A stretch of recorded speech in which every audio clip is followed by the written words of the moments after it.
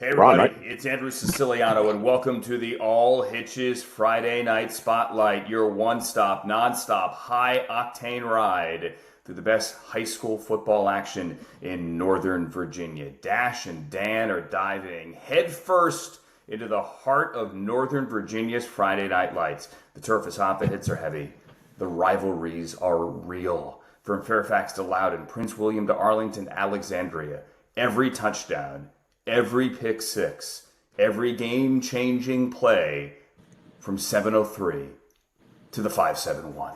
Hopefully, you're ready right now for the best in NFHS high school football. Enjoy.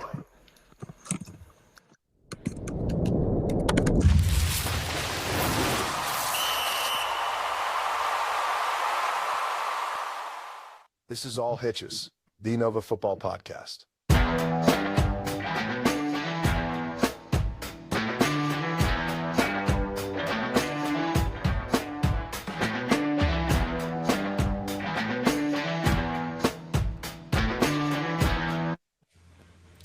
All right, welcome back to All Hitches Saturday morning spotlight edition. Saturday morning spotlight. Saturday. I don't know. What are we doing at 11 o'clock on a 6A championship? A lot of the games start at 5 and 7. Yeah. Maybe I'm wrong, but I didn't see a game. I didn't see any game other than this one before 5. Maybe I'm wrong. Yeah. I mean, I kind of scanned them real quick. although maybe they're getting ahead of the any kind of weather. Oh, I guess the weather's not coming in until tonight, right? So. Yeah, but that's I guess that void right in between. If that's I don't know why they couldn't have made it at 1. Yeah, at 1. Like 12:30, even an hour later, 12:30. Yeah. Oh, Oh, here we are, buddy. Here we are, face to face.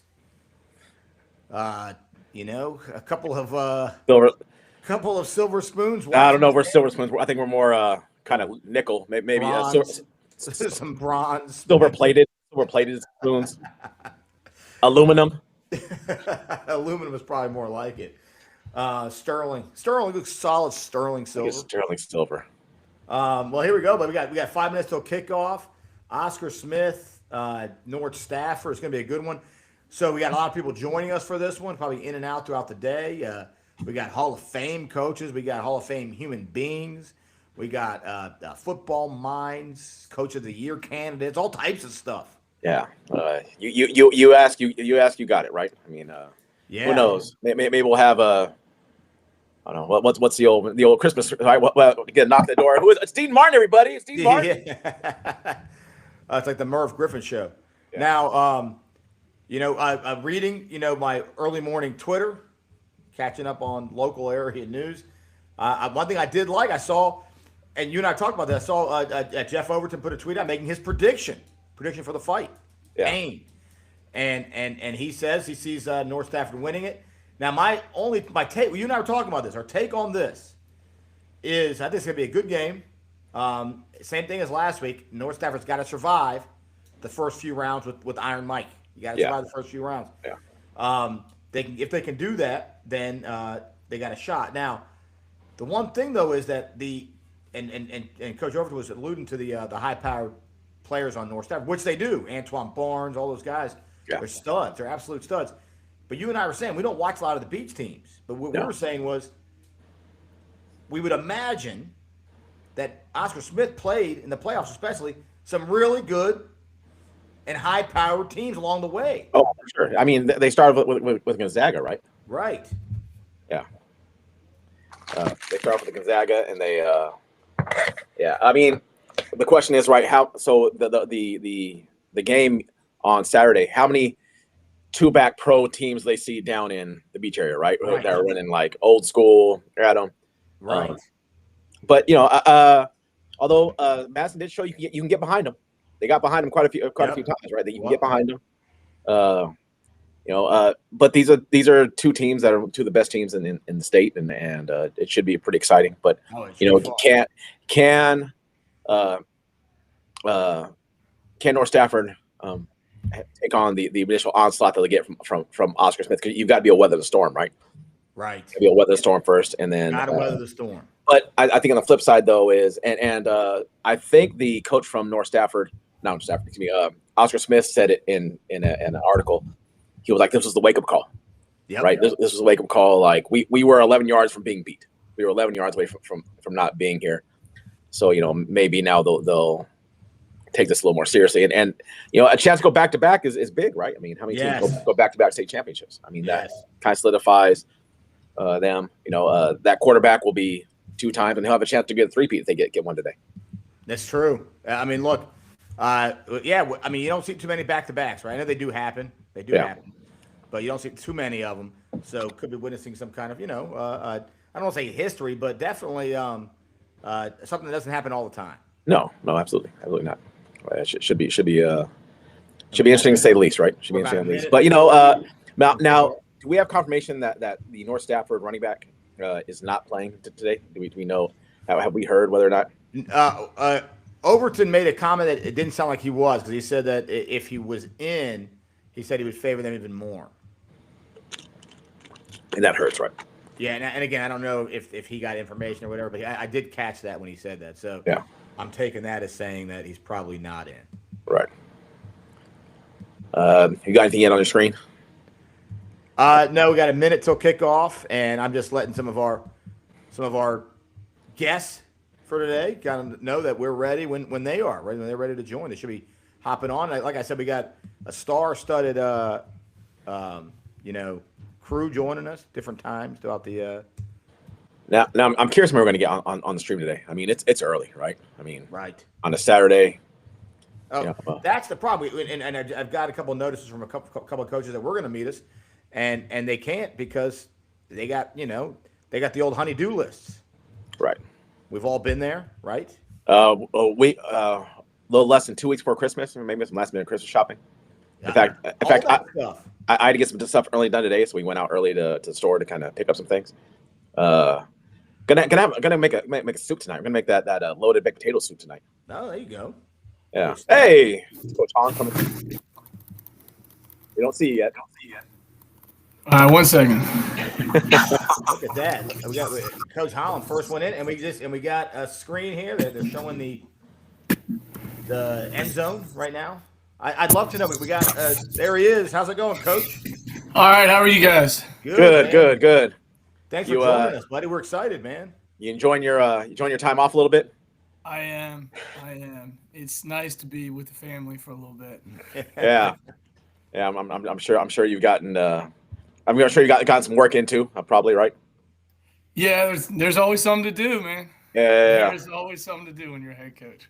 And speaking of which, I mean, like I said, Coach Voss just wrote me. He was on the show last year this time, and he said, honey-do list. He said, I don't know if I can come on right now, maybe in a little bit. I got some stuff to do from the boss. We all have that boss yelling at us. Oh, yeah, when the kids roll in here, I might have to go. Put them on. Mine came over here earlier and just kind of like nudged me and then went back over the other room. So congrats on the season. District champ the first year, huh? No pressure for next year, right? No pressure to repeat on next year, right? Yeah, none. No, we had a very successful season. Got to replace Matthew Moret. Never easy, but we got a lot of pieces to come back. So we're excited. And it was really great situation I found myself in. Very humbled, very fortunate to find myself in such a great situation. Yeah. We met some of your kids at the Madison game. They came by and said hello. Yeah, we said hello. We said hello to them. It's good meeting to them. Good meeting them. You coach out of Stafford, right? I did. I coached at South Stafford, so I actually know I'm actually fairly familiar with the North Stafford DSA. Oh, okay. I've known him for a little bit here. This will be their first chance winning the state title, right? In Stafford, I don't think they've. Yeah, I think this is North Stafford's first chance at a state title. I know they went to regional titles. They were in like 5A for a while, and they played Stonebridge. And they were very competitive with Stonebridge. I forget if they won or lost some of those games. It's a little bit ago. Yeah. But yeah, it's a really interesting, really cool story. They have a small roster, and they have a core group of dedicated guys, and they're good. Yeah. Well, I mean, this is kind of their coming out party, right? I mean, right. Stafford's slowly but surely been kind of getting out there. Here we go again, getting ready for kickoff. Look at that with the big screen. Look at that. We got the Alt 22 going on. I like it. Now, I did see our friend Matt Hatfield. They showed him earlier, so he's there doing his thing. This is the nice, but look at this. Yeah. This is, forget the all 22. This is the all, 84, depending on what the size of the roster is. I don't know how many they got. Not that I mind the shot too much, especially coaching wise, it'd be great. This will make it a little difficult to watch a little bit. I don't know if this is going to be because they were just showing Hatfield before I put it on live. Yeah. They were showing them in the box. So I'm not sure if this is just a kickoff screen or if they have a camera to zoom in. Yeah. Do you know any of the coaches down there in Stafford at all? I do not. I'm not familiar with the North Stafford head coach currently. See here. Okay. No, I'm not familiar with him. I mean, I don't know. Yeah, I don't know any of the coaches currently. You know, It's been a while since I coached in Stafford, about a decade. So those things change. Yeah. As time goes on. But Yeah, it's gonna yeah, be yeah. impossible to try to find numbers. This is the angle. Yeah. It'll be difficult. So it looks like it's North Stafford kicking off, right? To Oscar Smith. Yep. Yeah, it seems like it. Yeah, that's one thing Carl said. You know, they've got a really small roster. They don't have a lot of guys. You know, it's not like they have a ton of guys there, but they don't have a ton of guys, but they got a ton of guys on that team, right? Oh, they have some dudes. Yeah. You know, they don't have just guys. They have some dudes. Yeah, I mean, looks a little windy down there right now. So it looks like wind's going a little bit. I don't know who that's going to favor exactly. I mean, although Oscar Smith like to throw the ball all over the place. I mean, at least we watched him against Madison. Did you get a chance to watch it? It's interesting to see how they challenge North Stafford. You know, how they go at them. Are they going to try to just run it on them? You know, because a small roster. Are they going to go tempo?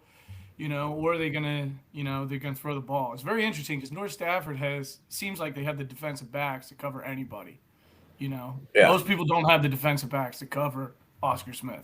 Yeah, I mean that's, but they didn't run the ball very often against Madison last week. It seemed like they wanted to throw the football. I mean that kid had, I think over 40 pass attempts. I think in that game.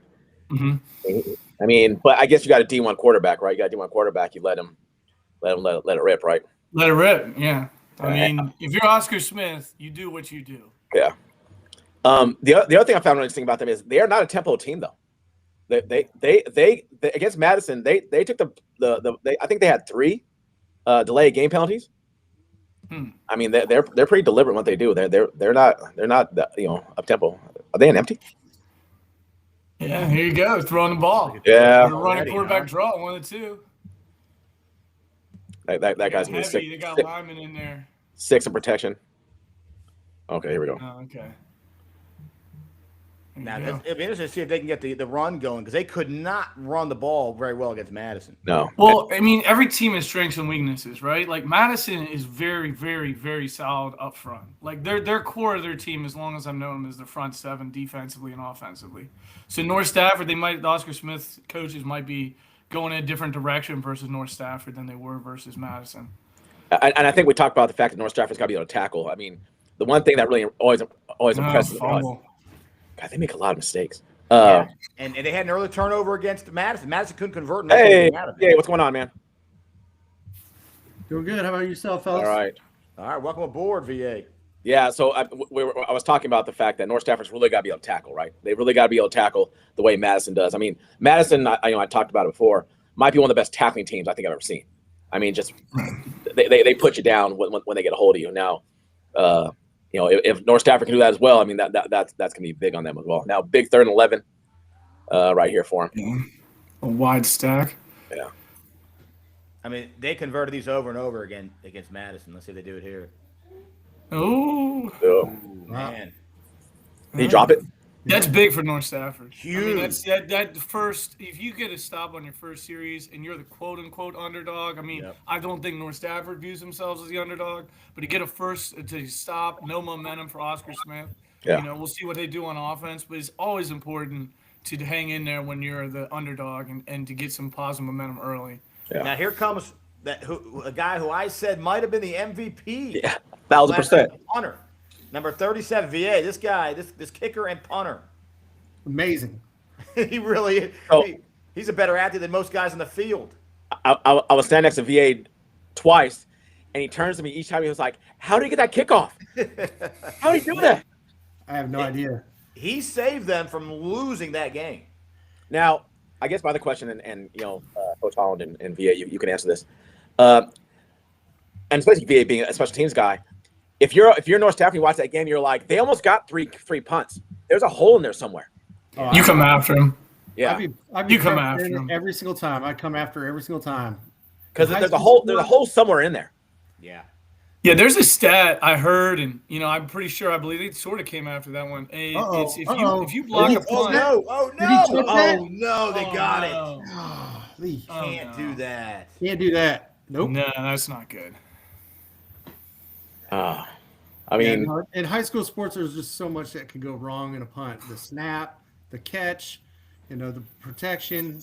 To me, it's like it's a no-brainer to go after. Oh, Did that get out of the hit him- way! That hit his chest or something? yeah. Oh no! It looks like the sun was in his I face. was thinking that too. The sun must be blinding. Yeah. It looked like he just Just hit him get square in the away. chest. Well, I won't say my opinion on the 11:30 kickoff start for a Go ahead, don't hold back. Don't hold back, buddy. Well, Look just for ridiculous. Oscar Smith to take a big shot here. A lot of teams do this. No?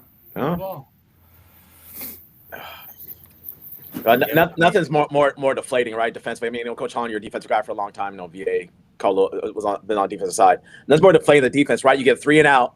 You got your guys ready to go to the screen to start reviewing stuff, and you're like, nope, sorry guys, get back in the field. And yeah, the sudden change is always difficult. I mean, like a lot of offense, like it's the first rule of offensive coaching is to go right after him after a sudden change. Almost a lot of teams do that. Try to hit a big play on you for sure. But they're able to run the ball a little bit. We'll see how they do. And the receiver who impressed me last week was number 6. I know 1 is the guy, but number 6 really he was huge. Yeah. Hey, it's Carl, everybody. What's going on, fellas? How we doing?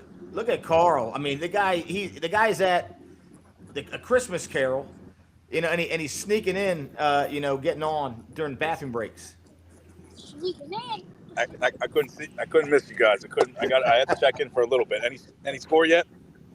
No. No, just North Stafford muffed a punt, and Oscar Smith got the ball back after going 3 and out. Only scorer in any state championship is Oh, wow. Verina's up 7-0 on Loudoun County. And when's Kettle Run There they play? go. Oh boy. I think the other games are at 5. Isn't that right, VA? Well, the other 3 are at 5, and then the let's see, it'd be 2A, 4A, and 6A are right now at 11:30, Okay. which is Okay. terrible. Well, that was a clean hole. He went through. Yeah, those guys are big. Yeah. Those guys are big. I mean, they got. So, Curtis didn't play in that game last week. That good running back. I wonder if he's playing today for Oscar Smith, Ty Curtis. Because remember, Madison shut down their run game. Yeah. I don't think so. That little running back it looks like the same guy from Madison. Yeah, no, I think you're right, VA. I don't think he's Yeah, playing so right now. that's what I mean. Like Curtis. Yeah, I talked to a couple Oscar Smith fans after the game last week, and they were not sure. Obviously, he makes a difference, but that looks like the same back from last week. And number 4. Yeah, 4 and 15 were the primary ball carriers last week. Yep. Although they've run the ball quite a bit. Right. They probably had more run plays in the first series than they did all the way through against Madison. Yeah. All right. Now They're trying to use their size. not- Yeah. Oh, it's working. Sullivan. Oh, Yeah. they let him keep going? Yeah, he kept. You got to get him down. Well, you figure they're gonna. So what? To me, it looks like they are outnumber them in the box, and they're using their number advantage just to run it right down their throat. Well, it looks like I'm trying to get that where the North Stafford front is that a 50 they're in? It's a 50 against this power set, but I mean, still numbers wise, you still got 2 high safety. I mean, look at that. They got 75. I mean, they got a lot of big guys. Yeah, 75 is a big boy. That's 10 guys in the box. That's Anthony Morgan. That's senior. Anthony Morgan's their senior left tackle. Has a couple Division II offers. But like I was telling you guys, I mean, Oscar Smith is young, especially on the defensive side of the ball up front. So if they're getting movement now in this North Stafford D that has the Defensive Player of the Year in Corey Lawrence, imagine what they could do in a year. Yeah. I mean, a lot of the guys are coming back next year. All right, they're back in their normal spread right here. And Yeah. But I'm about to hop in. that wide stack Guys, gives a lot of I'll people check back in a problems. little bit. All right, see you, That Carl. sounds good, Carl. Now that's one of those things right there that Madison guys. came up and filled the alley real quick and Yeah. made it 1 yard gain. That was a 10-yard gain on a quick little bubble, you know. Yeah, they didn't have enough guys. I mean, didn't have enough guys out there. I don't think, Coach. I think they had one. They need two.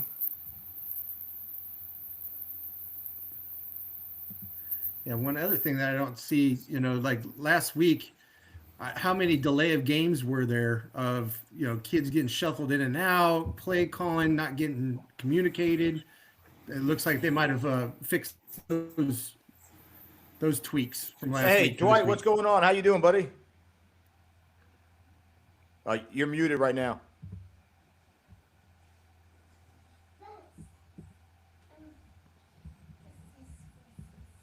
You there?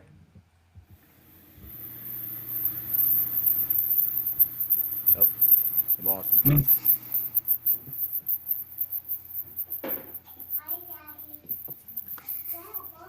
See, I got my boss is doing something right now, so I'm with the kids right now. Oh. What's that? That's serious. Do we have a timeout? Is that what happened? Yeah, I think North Stafford called one. It's probably Looks like a smart TV timeout. TV A timeout. commercial. Like, what are we, big time now? What do we got in the? We're 3 versus 3 to. Well, they're playing off, being so close to. They really are playing off. So close to. Man. Well, Oh man, Not much better. they're really establishing that running game this time. yeah.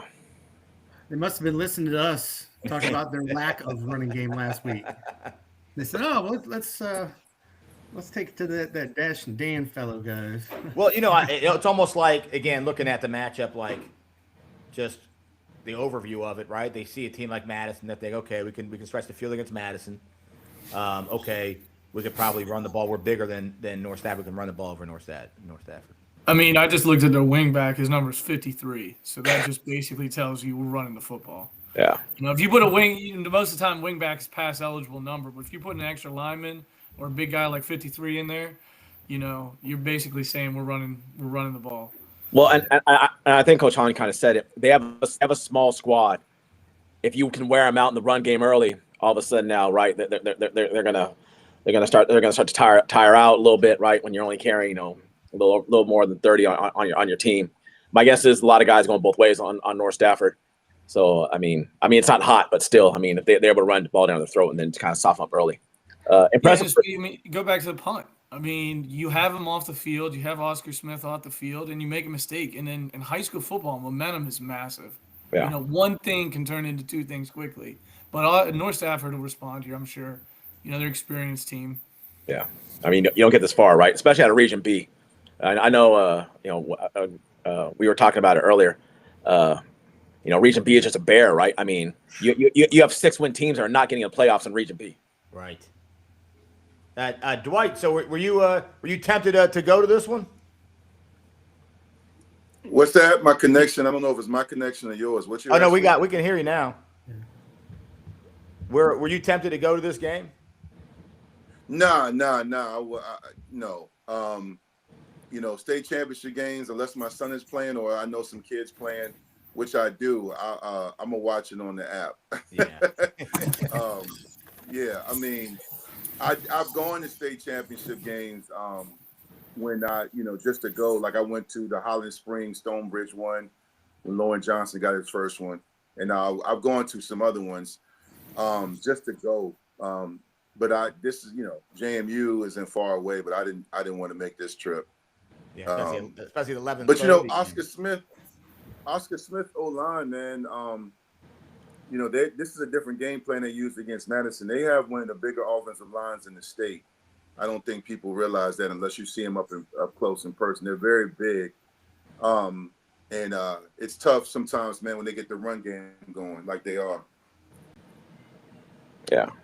Yeah, I think it's a smart plan of attack. I don't. They didn't run the ball enough. Now Madison did do a good job, but without looking at it, I don't have the box score in front of me, but it could have been more than, I don't know what you guys think. 15 carries last week probably could have been more than that. I don't even think it was that many, to be honest Right. with you. I don't know. Let me see if I can look that up. Might have almost half the amount of carries in one drive that they did all last week. Oh, And the other thing that I was saying, and I'm not too familiar with the teams down south. Dwight, you're probably a little more familiar with them, but like I feel like, and Mason and I were talking about this earlier. You know, people were talking about. And I get it. I mean, I love Antoine Barnes. I love a lot of these guys in this Norwood Stafford team, but my gut tells me, without seeing a lot of those teams played from down there too often, that they have guys that can run like that and move like some of these guys in North Stafford. Now, probably don't have as many teams that are playing the Madison style offense down there. So, like Mason was saying, styles make fights, and maybe the Madison style was just a little more of an appropriate matchup for Oscar Smith. Yeah. Sometimes with Oscar Smith, the biggest misconception on them is that they only play like they spread you out. It can only play one way, but their coaching staff can play a versatile game. They can play tempo and spread you out and take deep shots, slants, bubble screens, or they can also play pro style offense where they can go run game, slants, wheel routes, and slow the game down. They just basically are going to, Oscar Smith historically is going to make you play their tempo. Their whole thing is to jump on you first and control tempo. That's why last year they struggled against Madison, because Madison did to Oscar Smith what Oscar Smith does to other people. All right. Yeah, now they're trying to establish the run, but not with the same success right now. No. And now you're in a third long, right, against the guys. I mean, that's not a down distance. You don't want to be in third and double sticks, right, against these guys. No. I mean, I did think that Madison, late in that game, had success throwing the ball in that fourth quarter. Now, I'm not by any means saying come out and bombs away against these guys, because you're in trouble if you do that. But they might want. I mean, we'll find out right now. We'll see. We'll see if they play conservative, if they go down the field here. Here we go. It's a big choice.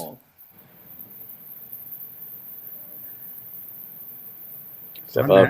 Run that. Go north south. No. I think he needed a couple more yards. Did he not get the first down? No, he's like a yard short. Yeah, he's a big guy. He's like 6'6". Oh no, he might have gotten it. You think? What was it? He needs to get to the 38. 38. Oh, that's close. Might have got it. Oh man.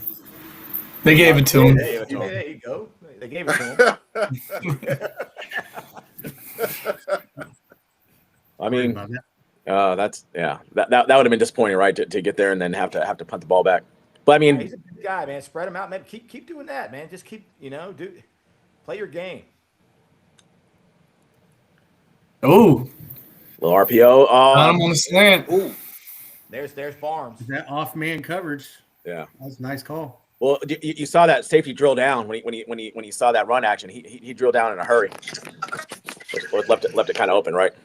Like watch him. He drills down right there, and then left. No one's there. Yeah, he came up on that motion. Yeah. Yeah. All right. Big chance for Stafford North Stafford to answer here, right? Oh, huge. Mm-hmm.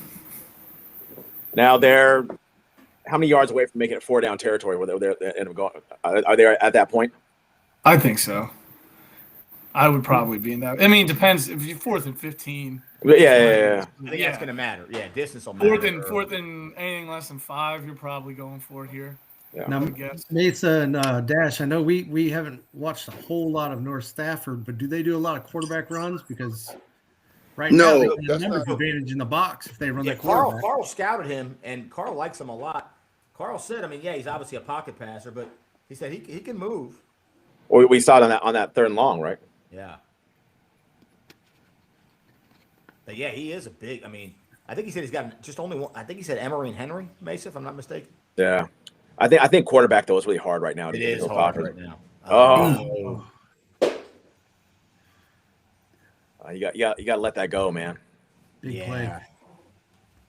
Looked like it was an inside move. Yep, they're trying to. Yeah, he made the same play on the first play of the game. They're having problems with that kid on their offensive lineman. Is that 99? Yeah, it's 99.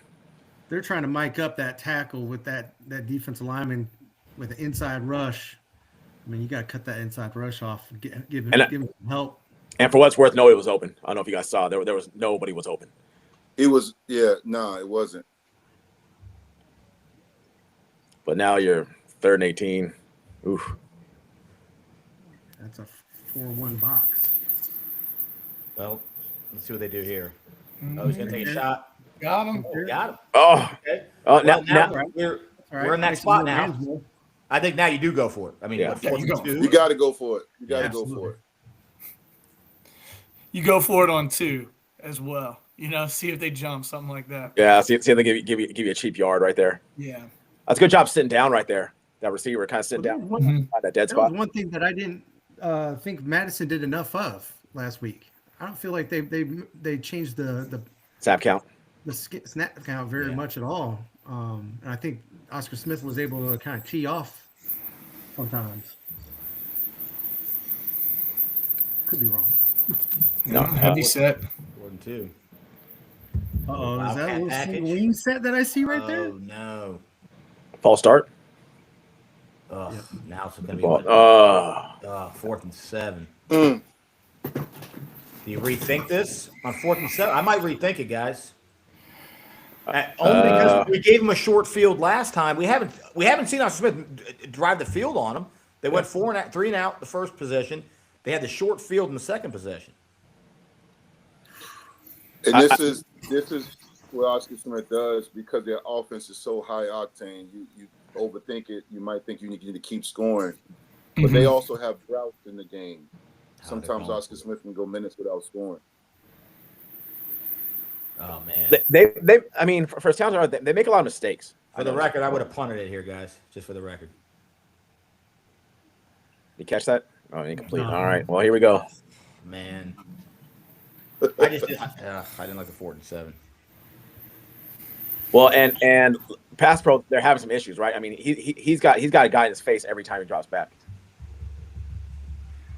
Yeah. And on that Things fourth that drive down- people nuts. False starts on 4th and 1 Yeah. is something that drives every coach in America nuts. Well, also they went to that heavy set. It looked like that was not their quarterback, right? So now it's a different cadence. Right. Then kids are jumpy. I mean, they're already the adrenaline is already here, right? The adrenaline's already up here to begin with, right? So I mean, they're kind of going anyway, and any kind of change on it. I mean, they're. And you're playing in the state title game. This is what you dream about. So you're just itching to go. Now I think we're gonna see a lot of their game plan. If they run the ball here, that means they're really trying to establish a run early, which they are, right? I mean, look at that. There Yeah, there you go. That's good defense, though. That's better. Yeah. That's a good stop. Yeah, that is good much stuff. better. Because last week against Madison, they'd have been taking a shot right here, right? That seemed like on first down, they were trying to push the ball down the field last week. Yeah, they pulled their left guard and tackle like a good amount. I think it might be second, third time I've seen them run GT with Tulloch. When they pull the guard and the tackle around, so they obviously like that. But that was the best North Stafford played it. Oh. No, that's it, right? You can't miss that tackle. Now he's open. You've got to get down. You can't give him the extra 15 yards. Yeah. You've got to get him down. Which we said, which is what Madison did such a great job of. Right. Right. Here. There. Right. Mm-hmm. Yeah, that's an extra, Extra, 12 12 yards yards after contact. Anytime they get a receiver into the flat, like off a play action, it's one of those things that offenses do a good job of high school, especially if you establish a run. If you establish a run, it becomes very difficult to stop that play because your guys, want to fly into the ball, get up in the box. There you go, pull the guard tackle. Oh again. no! Right there, Mason. There's that tackle. Yeah. Right. Man. I will say this. We haven't watched a ton of Stafford. Not a lot of 50 fronts.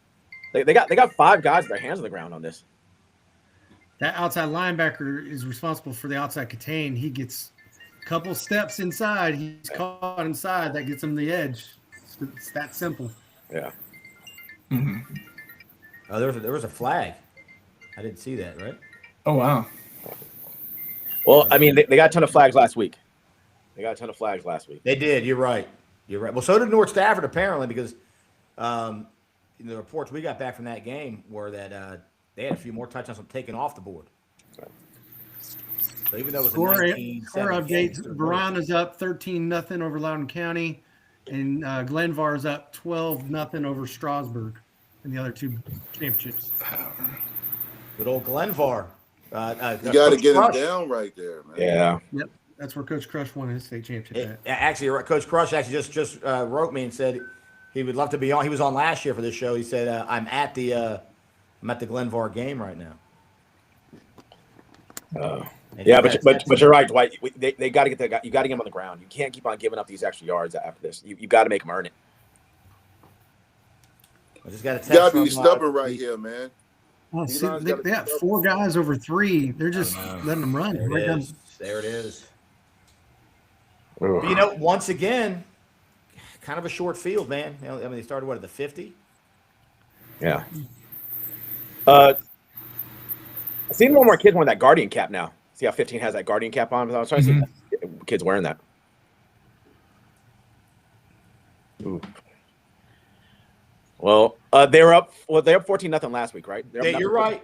You're up 14-0 last week. Good point. And I think if you're anything for your North Stafford, you're telling the offense, look, we can drive the ball. We did it already. We drove the ball. We got the ball downfield a little bit. We can get there. They blocked that? They did. They blocked it. That's There you huge. go. That's huge. Little things. Yeah. The state championships, even I've seen this for decades. You got to keep your composure. Yeah. Oscar Smith, whoever you're playing, you got to keep your composure. You can't overreact to being down 2 scores. You still got to play your game, but it's on the players to be stubborn mentally, to still believe in the game plan and execute. Because when you get down, your mind is telling you, man, you know, we may not win this. If anybody has any doubt, that's when you start pressing and overdoing and overcompensating and forcing throws or trying to make a big play. Just stick to your game plan. It's still it's early in the game. Yeah, I mean, definitely need to make sure. Like I said, the coach has to be on the sideline, and that the coach is correct too, right? The coach, you can't get into a panic and try to get 14 points back in 2 plays. Nope. There is no 14-point play. Yeah. Doesn't exist. But you know, I think we've all been there. We've all coached where, and on both sides. I know I've been guilty of it every now and then. And I've seen it across where all of a sudden the other team starts to panic, and you know yourself, and all of a sudden now you're trying to get these big chunk plays, and being like, no, there's a reason why we spent a full week practicing these plays, because I know they're going to work. I just got to give a minute, right? Mm-hmm. And they played. They missed an extra point last week. Or one was blocked. Remember, because that's why they got blocked last week. Was down 6 at the end of the game. Yeah.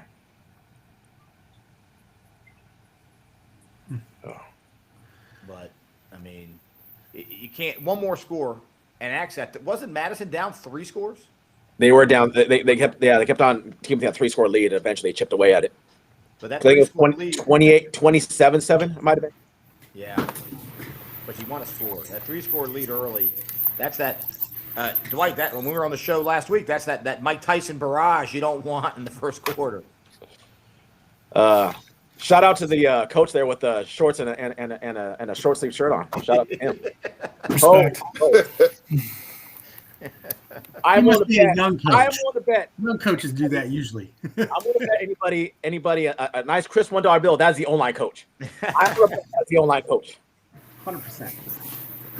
Or he could be D-line, because D-line, Coach Crush, he would probably be out there with short sleeves and shorts. So. Oh.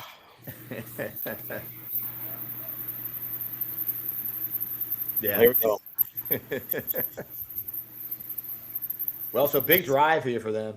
Is that quarter? Is that what that is? Oh no, it's not yet. No. Not yet. injury maybe. Yeah, it was a little injury. I think we got TV timeouts here, fellas, in the state championship game. I mean, look at that. NFHS. That was right man, up in the after. game. That was right after a kickoff return. They got the Yeah, little yeah. notification when there's a flag. There's a little notification in the corner. I mean, look at this.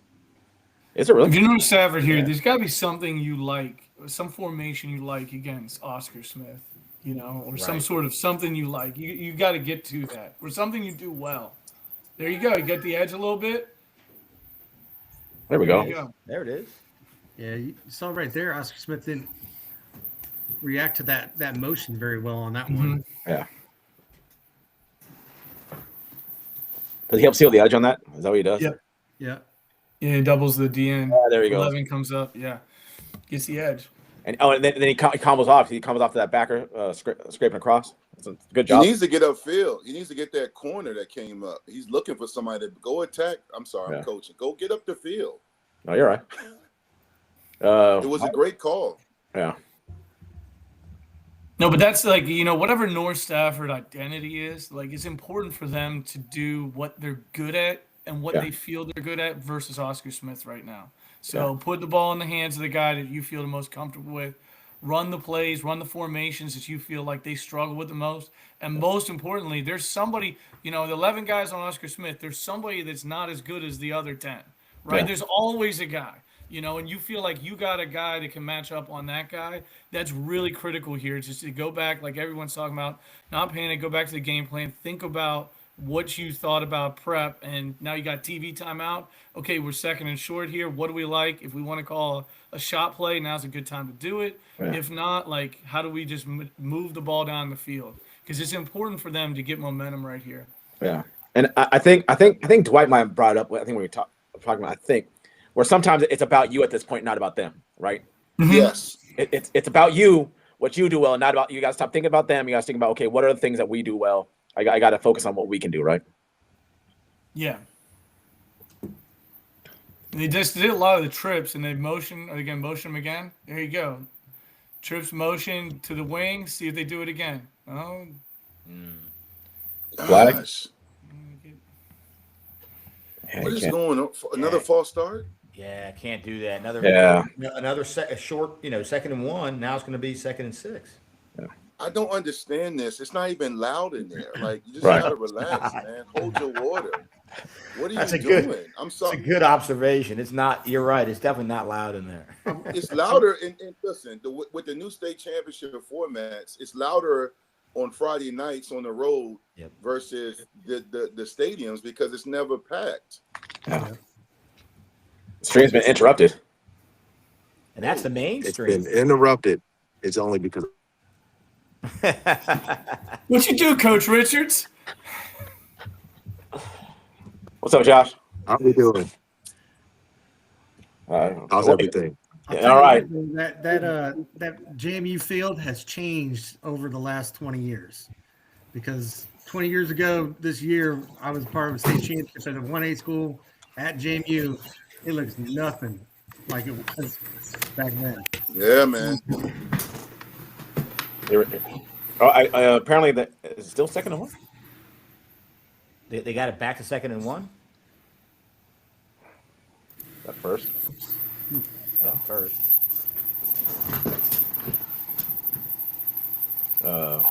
Huge drive here. Have you been watching? Speed, What is this, Josh? third drive? You've been watching it all, Josh? What is this, a third drive? This is 2nd drive. Not really. I call it short field. Yeah. Yeah, both times Oscar Smith went about 45, 50 yards to score. Here they go to try again. And same again. Yep. And hey, It's a good Fours run. run hard. Yeah. Fours run hard. Well, they've run the exact same motion 3 plays in a row, right? They're trying to find a weak spot in there. That's what they like. This looks like more of an inside zone than an outside zone. But I think the same motion, right? You're trying to get those backers to kind of react to it. What they need is kind of similar to what Bass got last week, right? They're down two scores, get a nice slow drive, take some time at the clock. Give it to I him. want to see him throw that. He's going to let it go. Here it comes. Oh, no. Got hit. Did he That's a catch hell of a that? readjust. Did he bring that in? He caught caught that. that. Nice. No caught way. Hey, Nice. hit Yeah, the he ground. caught that. By the way, he had him. That was a touchdown. Yeah. He got Yeah, hit. he had him over the top. He got hit, I think. They showed a replay. He got hit a little bit. Watch That's him. Look at the top. He has him right there. Throw it now. He does. He does. Oh, the guy from the backside. Yeah. Well, he felt him. I mean, he felt. Yeah. Yeah. I wonder Great if job it's, by that. if it's windy there right Did he now. catch that? Yeah, well, they're giving it to him. They're giving it. That is. This isn't the NFL. We've been saying for a while we could be New York. They could kick it out to us. We could do the replay and break it down for them. Now, I will say this. I think Virginia High School League now has implemented for the state championship replay, though. Really? I What? think they said something about that. Really? They got For the Gene state Sarator championship. in New York looking at the. I could be wrong. But like West Virginia state championships, they have it now. And I thought they said something about it this year. Wow. Finish the drive, man. Yeah, 100%. You got to get 7. You finish the Well, drive. Mason, we talked about this last week. I don't look. Yes, I'd like to get 7. I'd love to get 7, but I think 3 is not the end of the world. Oh, Gotta get that block. Yeah. yeah, I know. One block guy away. away. We're gonna find out because what are we looking at here?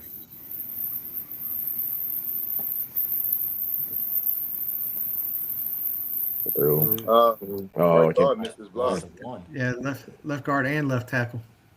Yeah. This is third down, right? Am I wrong? Yeah, 3rd and 7. Third and 6.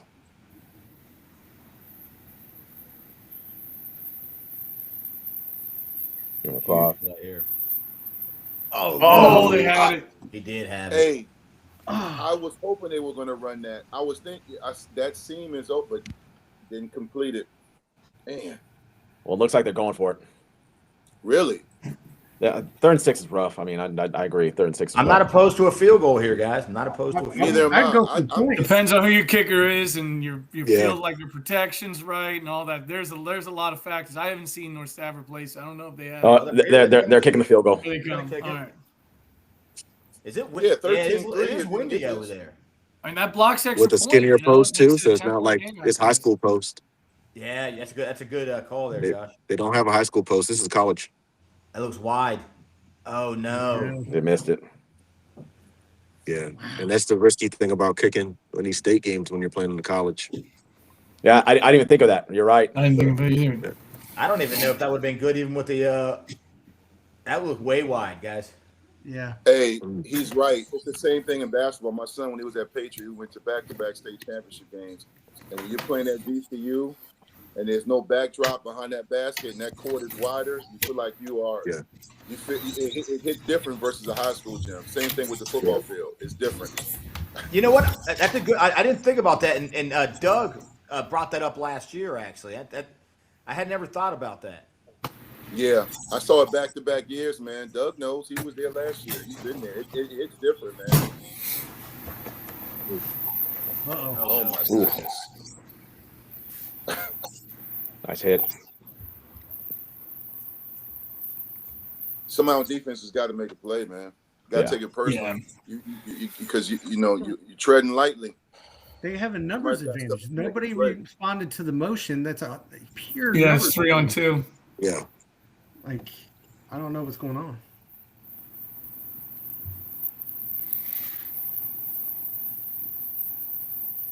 The run. Step up. There you go. That's good. Good job. This is the score that I'm worried about. They can't let them score here. They cannot. But Dwight, you're right. Their offensive line is massive. Oh my god. Yeah. oh, they are. And they're like that for the last several years. I saw them. I've seen them. I'm from down there. I've seen them in person. And I'm a former O-line, D-line, and I always that's the first thing I look at when I see a team is their line play, and they're huge. They got a guy going to ODU. They got a lineman committed to ODU, and another guy getting. They got like 3 guys either committed or getting injured. Yeah, they're big. Okay.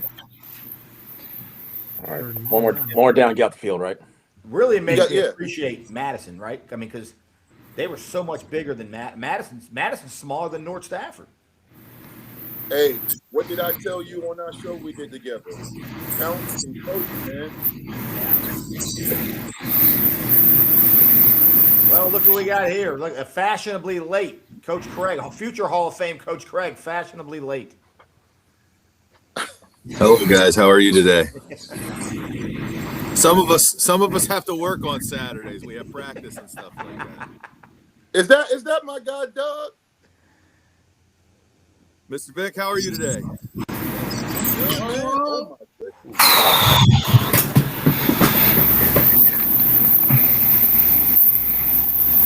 Well, you got them off the field, North Stafford. Yeah. That's what we talked about. You know, they got to punt.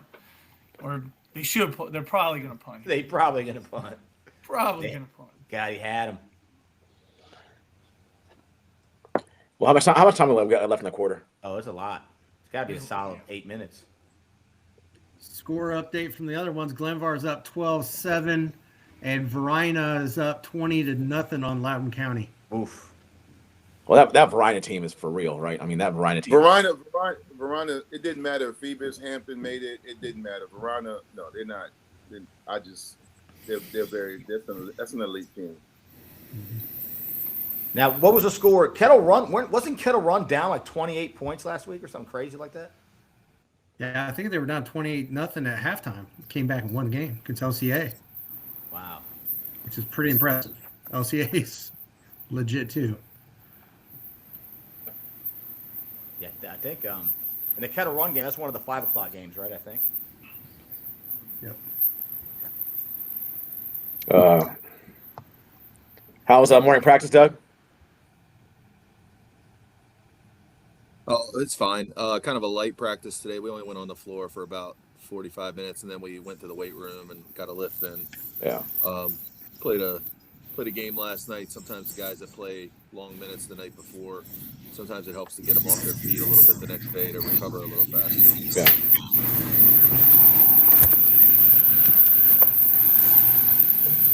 So let me just reiterate: is that the first time that there's been a change of possession? Because the last time Oscar Smith punted, that was the turnover, right? Yeah, this is the first clean, punt. Yeah. Get the ball. You get the ball at the 40-yard line, 40-some yard line. This is a big spot for North Stafford, especially because the last drive they got down there, they just couldn't finish. Yep. And I wonder if the next time. There you go. There you go. Come on, man. There You you look go. like me. You got to make a move and go. Someone in the chat said that Loudoun County doesn't have a first down yet. Really? Damn. Oh my gosh. Well, that speaks to what Dwight was just saying. That's a dominant team over there. Yeah, I interviewed Coach Marcus. They were in it last year. They thought they let Phoebus have it, and they wanted to get back. They didn't only want to get back; they wanted to win it. So they've been locked in all year, and they played an elite schedule. Man. Oh, did you see that? That the receiver when he motioned at that wing, he didn't seal the edge. He pulled back through. Just kind of watching me comes across. Yeah, okay. Yeah, it doesn't come inside. He pulls back. Counter. Yeah. Now, So for he's these games, almost do they make you leave? Do they empty the stadium out, or can you just park there all day for all the games? So back in the day, they used to have later time schedules for these games, and so people would stay. You get 2 for the price of 1, and that's when I used to always go. I used to always get, the 5A, 6A game or the 1A, 2A game, but then they switched up the time, so now you have like a 2-3 hour block before the 2 games. So then you ain't gonna sit there for 2-3 hours out in the cold. You're gonna go get some hot chocolate or get something to eat, and then come back, and then they charge you a second time. Do you get the first? Yeah, he got the first. I went to the Maury Highland Springs game at ODU a few years ago when Freedom got their state championship later that evening over Madison, and we stayed. I stayed for a little bit after Highland Springs beat Maury. I stayed. They didn't make us leave. That shovel? Yeah. I tell you what. Very Yeah, I tell you what did make me leave that night though: the cold weather. Yeah, I was like, you know what? I'm good. and they got lucky today. I mean, if you look at like tomorrow's forecast and what's coming, like you're looking at like 0 degrees in the next couple of days. No doubt. And I feel like that's where like a team like Madison, right? They just pounce the rock with a love. Oh, there you go again. Yeah, I'm covered that time. Dwight, you've been here for a long time in the state. Has there ever been a time in the state where they've played at one site, all the state championships at one site? No. No. Even back during the Ronald Curry year, they would do. I think when Ronald Curry and them won one of the championships, they played whatever they played, and then right after Chantilly beat Kyrgyzstan, but that was Division 5 and 6. They never had it where it was like 5, 6, 4, 3. They don't. I mean, I can't remember them doing that. Gotcha. Even I'm in originally 05. from Illinois, and we always do the one site thing. And we do, 4 state championships on Friday, and then 4 state championships on Saturday. And I it's thought all it should played. be in basketball and football. I mean, I don't know. I don't make the rules. I mean, it's tough too because, if you're a fan of the game like we are and you cover it in the media like we do, I mean, I like to watch it all. Like basketball, it should, I wish they go back to how they had the basketball, the double headers and the girls played and then the boys played, or even in the state championship, you have it all day. They don't do it like that anymore.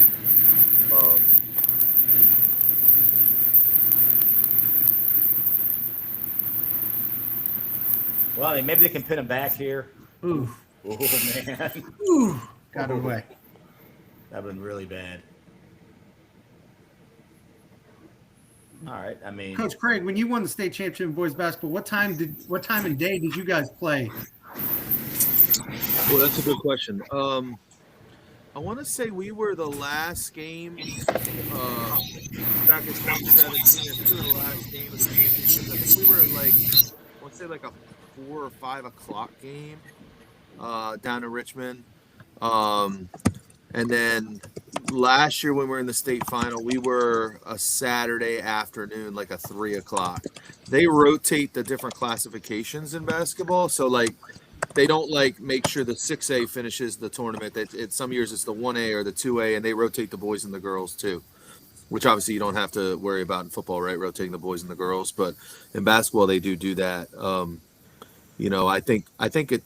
I don't know. In Pennsylvania, they always play the bigger classification the last day, just because I think they kind of build up to the larger crowds. But it doesn't seem like Virginia seems to follow that pattern. I think they kind of make it equitable. Gotcha. I watched Doug win his first one against Hilton.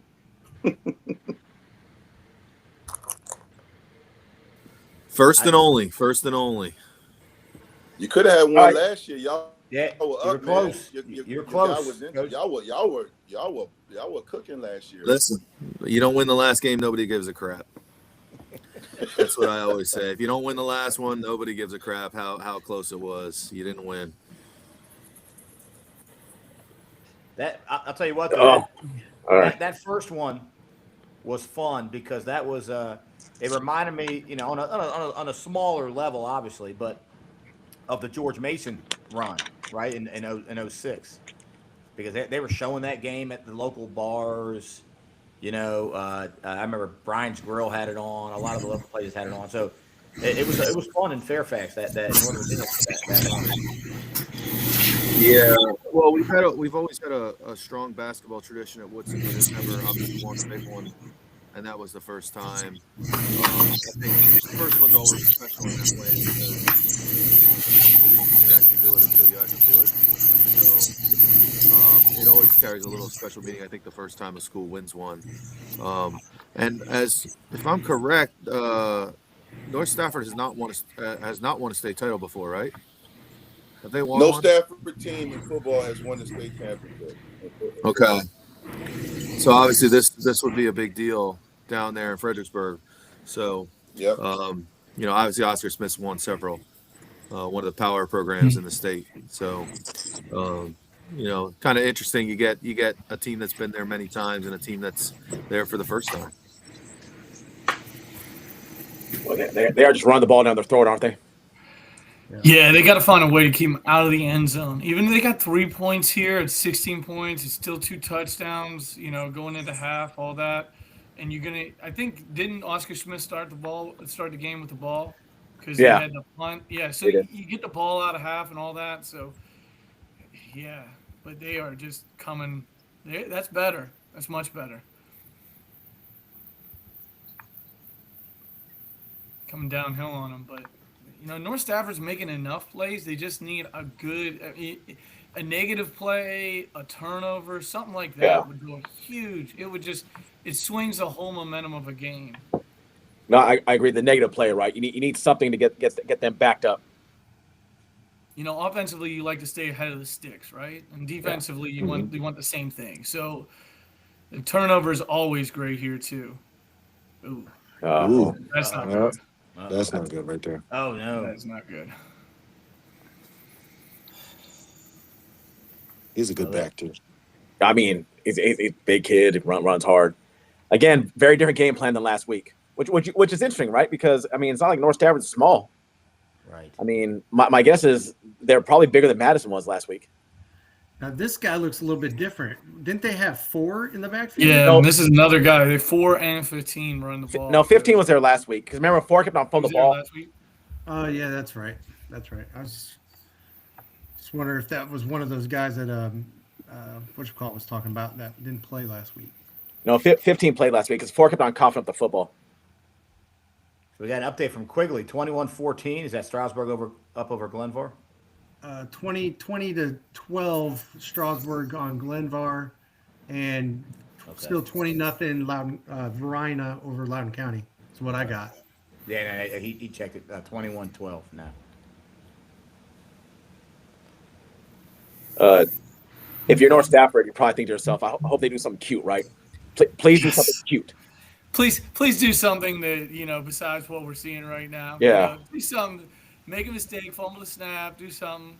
Every time the other team's punt team's on the field, I just go, snap it over his head, snap it over his head. Yeah, the bad snap. Anything that, you have something like that happen, which, the high school kids, they do it in the NFL. They do it in college. You see people do, they make mistakes on their job. So when you have high school kids, anything, it's not, until you get in the end zone, you got a chance. And that's got to be your philosophy here. Plus, it helps too when you get down in here. You can go man to man against the receivers. You can press up on them. You can load the box. You can bring pressure. It's not as when you have the whole field. It becomes a little bit more difficult to do stuff like that because you're always worried about giving up one play score. But you're here. You load the box. See if somebody can slip a block. Get a negative play here.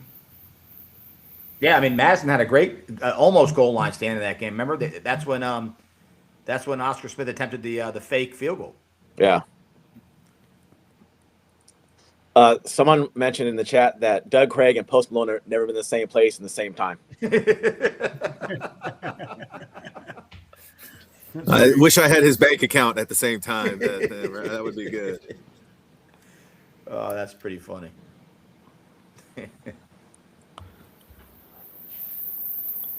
Yeah, well, if they try the fake field goal now you know that 37's a weapon, so you can't. It's not going to catch you off guard now. No. They kind of ruining their momentum a little bit here. Timeout, walkover, talk. This gives North Stafford time to breathe, time for the coaches to tell them it's a high school football game. It's the last high school football game you seniors will ever play. So go out there, slip a block, make a play. Do what you got to do. Keep us in this game. Yeah, I think you're right too. If you can hold them to 3, right? 16-0 is a lot better than 21-0.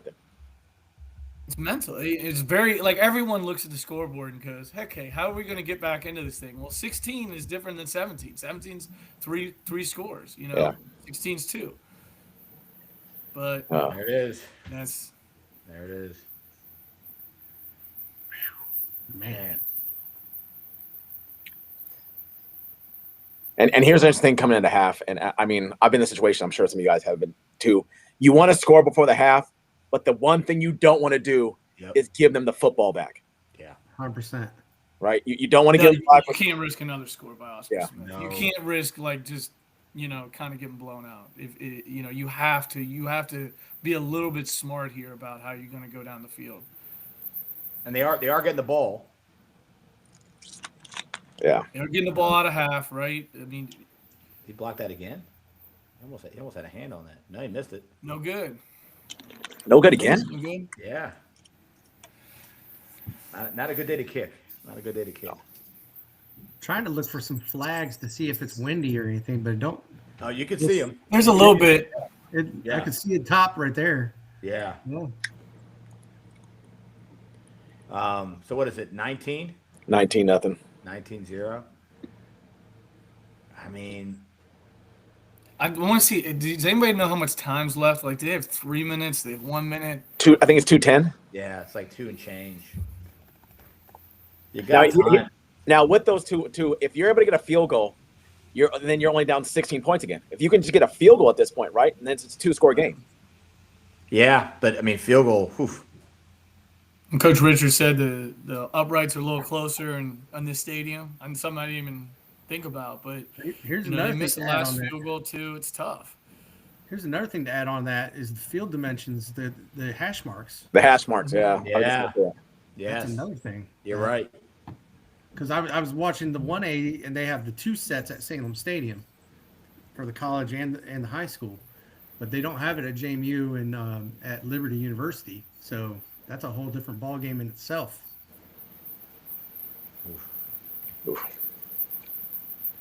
So let me ask you this: is there any chance down the road, next year, the year after, whatever, that we get a? Because I've heard people talking about this, that they start playing maybe some games up, back in Northern Virginia. Maybe get one of the bigger high school stadiums. You get Robinson, you get Woodson. They used to back in the day. I would like Above to my see pay the grade. region championships. It would be cool. It'd be really nice. I don't know anything about it. It would be nice for that to happen. I don't know who controls that or anything like that. I haven't heard anything. Man, you had him. I mean, you wouldn't because they got to pay money for this. And VA, you kind of know about some of this stuff. They have to pay money for this to use JMU. Oh, 100%. And I mean, like Dwight was talking about, it was at ODU for a little while, and before that it was at Hampton, and at one time they've hosted at UVA and at Virginia Tech. So it costs a nice penny to rent these places out. And the crowds aren't that big to where they can't. The high schools in Northern Virginia the bigger high schools could accommodate these crowds easily. Let it go. Hold on to the ball. Hold on. No. Okay. Yeah. Run the ball. Hey, No. you've been down there a little more often. Are there any big high schools in the southern part of the state that could hold a state championship? Are there any schools that have big enough stadiums?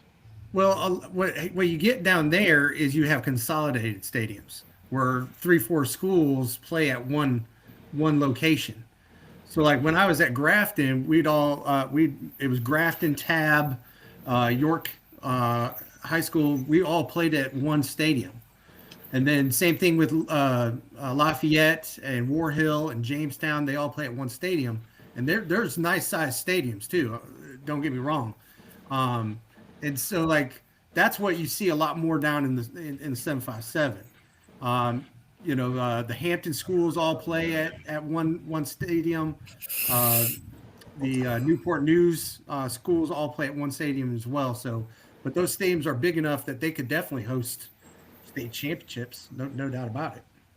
Well, this is what we talked about, right? You're about to hand Oscar Smith the ball back with about a minute. I'll tell you what, 40 there's left. blood in the water, guys. There's blood in the water. Yeah. That's twice almost where he's throwing it away and almost get picked off. First down. If you could call your best pass play, see what happens. Second down, maybe. When you get third down, and especially that second down play where it was almost an interception, you might want to, you got screen draw, screen something, just to get the ball, just to make them use a timeout, stuff like that. So you don't give them the ball with the killer Oh field. no! No! Oh, Man. But even worse, it's a shank. They get the ball on the 29. Oh, This you got to is- I weather mean, this storm. You got to well- weather it. Well, I think I don't know if Doug brought it up or someone that at this point, right, kids are trying to press, right? That quarterback's trying to press. Exactly. That quarterback feels like he has to make a play as opposed to be like, no, we just got to get out of the half. Mm-hmm.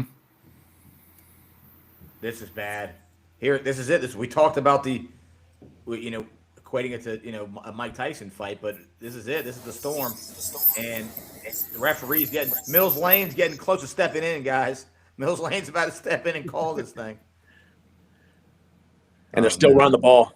That just shows you they feel a certain type of way. Rip the ball out. Try to get the ball out, but yeah. that or it's maybe Here we go. maybe it's Stallone. You better throw in that towel this time. Yes. Save Creed. Yes.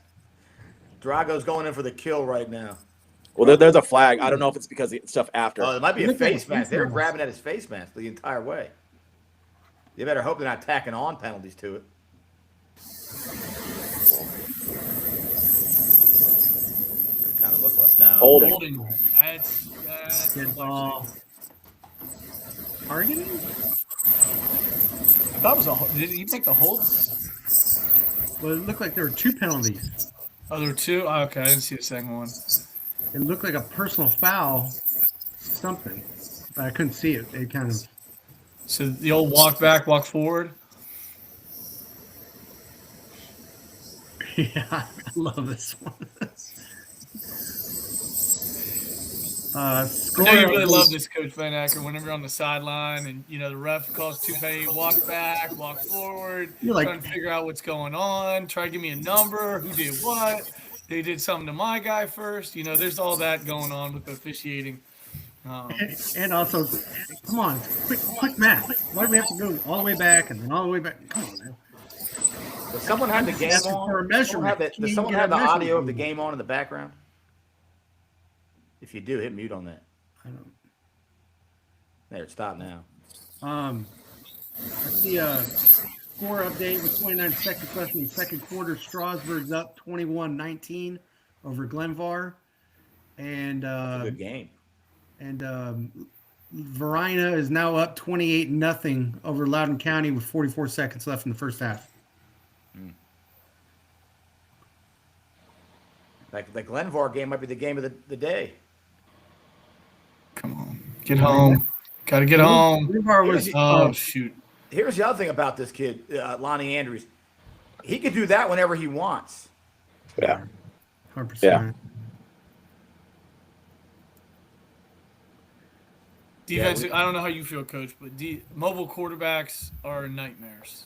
Like Again. mobile quarterbacks that can throw the ball, they can run the ball, eliminate some of the coverages you want to do. You get nervous to play man because they just get all day to run around and scamper, and it really puts stress. When you have to play 11-on-11 football, it really puts stress on a defense. Yeah, especially if he's a utilized runner. Like that's always a struggle because then it becomes a numbers game, especially in the box. Yeah. That's what Lake Braddock, when they started running Ty Jackson against us, it became very difficult to stop, Ty Jackson's pretty good. Not a bad football player. He's pretty good. He's pretty not good. bad. Not bad. Yeah, he's pretty good. I'm just shocked he's going to Norfolk State. Look at this kid. No offense to Norfolk State. I would think somebody else a little bit bigger in Virginia would offer him. Yeah. Well, this speaks to what you were saying earlier, Mace, with how hard it's for quarterbacks nowadays at any level. At any level. The one thing you're talking about with mobile quarterbacks, the other tough thing in high school is it's really hard to get defensive linemen to stay in the rush lanes, right? Once they start getting upfield, they start getting upfield. That's what they do. It's we don't get a lot of time to teach that kind of stuff. It's not like, at the other levels where you could spend hours on end teaching that kind of stuff. You get a very limited amount of time to teach those things. It's got to be hard for North Stafford. Giving a look in practice when you have 35 guys, North Stafford scout team this week, I'm sure they did the best job they could and, all that kind of stuff, but it's not Oscar Smith. Yeah. So just, getting ready for the size of the offensive linemen. And they're actually, come on, hold on. Oh, Block in the back right there. they They're might gonna get the call. block of the back call. And flag There for it is. doing that. There it Come is. on, man. Yeah, they'll probably get them both for that. He probably didn't see that block in the back. They're probably going to get both of those penalties. He had that easy too without the block in the back. Because I think you're going to get the block in the back, and then it's a dead ball foul for the celebration. Right there, Mesa. That tackle right there at the 20. That's what Madison would have gotten. Yeah. Did they throw that flag on the block in the back? They should have. Because I didn't see You're that. saying they're gonna get him on ref- the celebration? No, that's a touchdown. What? Hey, actually, I guess when you're talking about like trying to practice against guys you're getting ready for, Doug. It's like for you when you're playing against, like last year, who was the kid you guys played? The kid from South Lakes. How do you simulate that during practice? You don't have that. Right? Nah, you can't really do it. Now, luckily, we had played South Lake's first game of the year, so we had seen Jordan Scott twice last year. But yeah, he's it's hard. You just don't. It's like if a team has a 6'10", 6'11" kid, you just don't have kids like that walking around very often. It's hard to do. Yeah. So it usually will take, I think in a basketball game, it'll take about a quarter to get used to just the speed and athleticism of guys like that, because they just move differently than your average kid does. Yeah.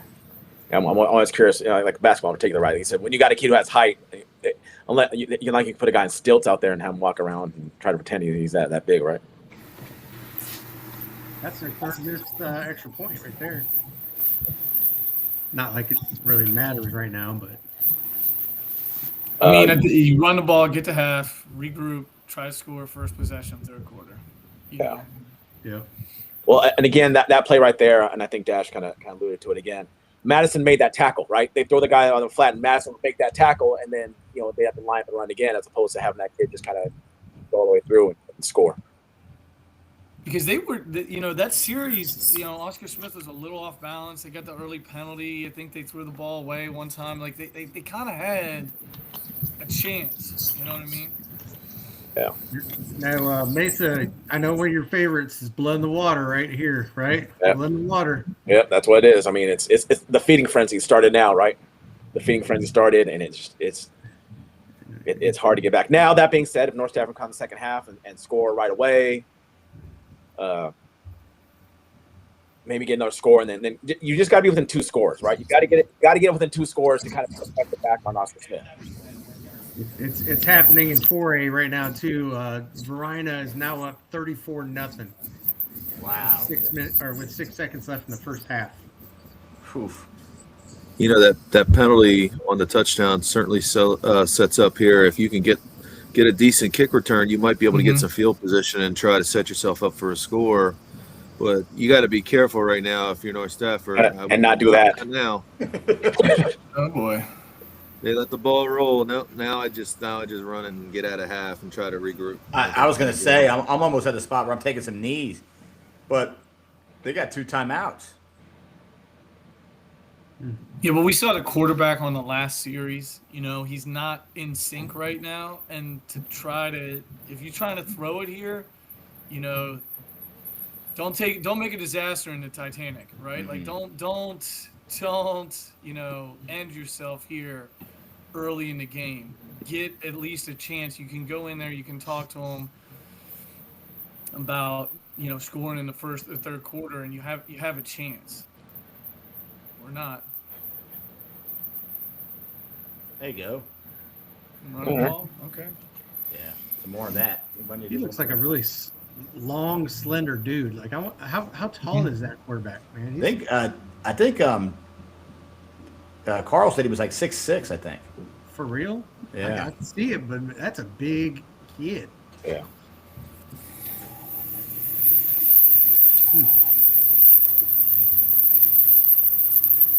Do you guys don't play too many teams in too. Stafford? Do you, Doug? You guys don't play a lot of Stafford teams, do you? Normally. Yeah, occasionally we see them like showcase things or maybe a holiday tournament. But no, I mean, Dietrich Gillerith, who's the head coach down at Colonial Forge, he comes up and plays in Northern Virginia quite a bit because he's a Wakefield guy, so he plays some fall leagues and stuff like that up here. Not too much, but also a lot of those schools down there, they're 3 and 4A schools. I know there are some 6As, but there aren't a ton of them down there, so it's a little different. But Well, we see them occasionally. Schools that are there are the 6A schools that are there, Doug, like North Stafford and Colonial Forge. I don't know a lot about them.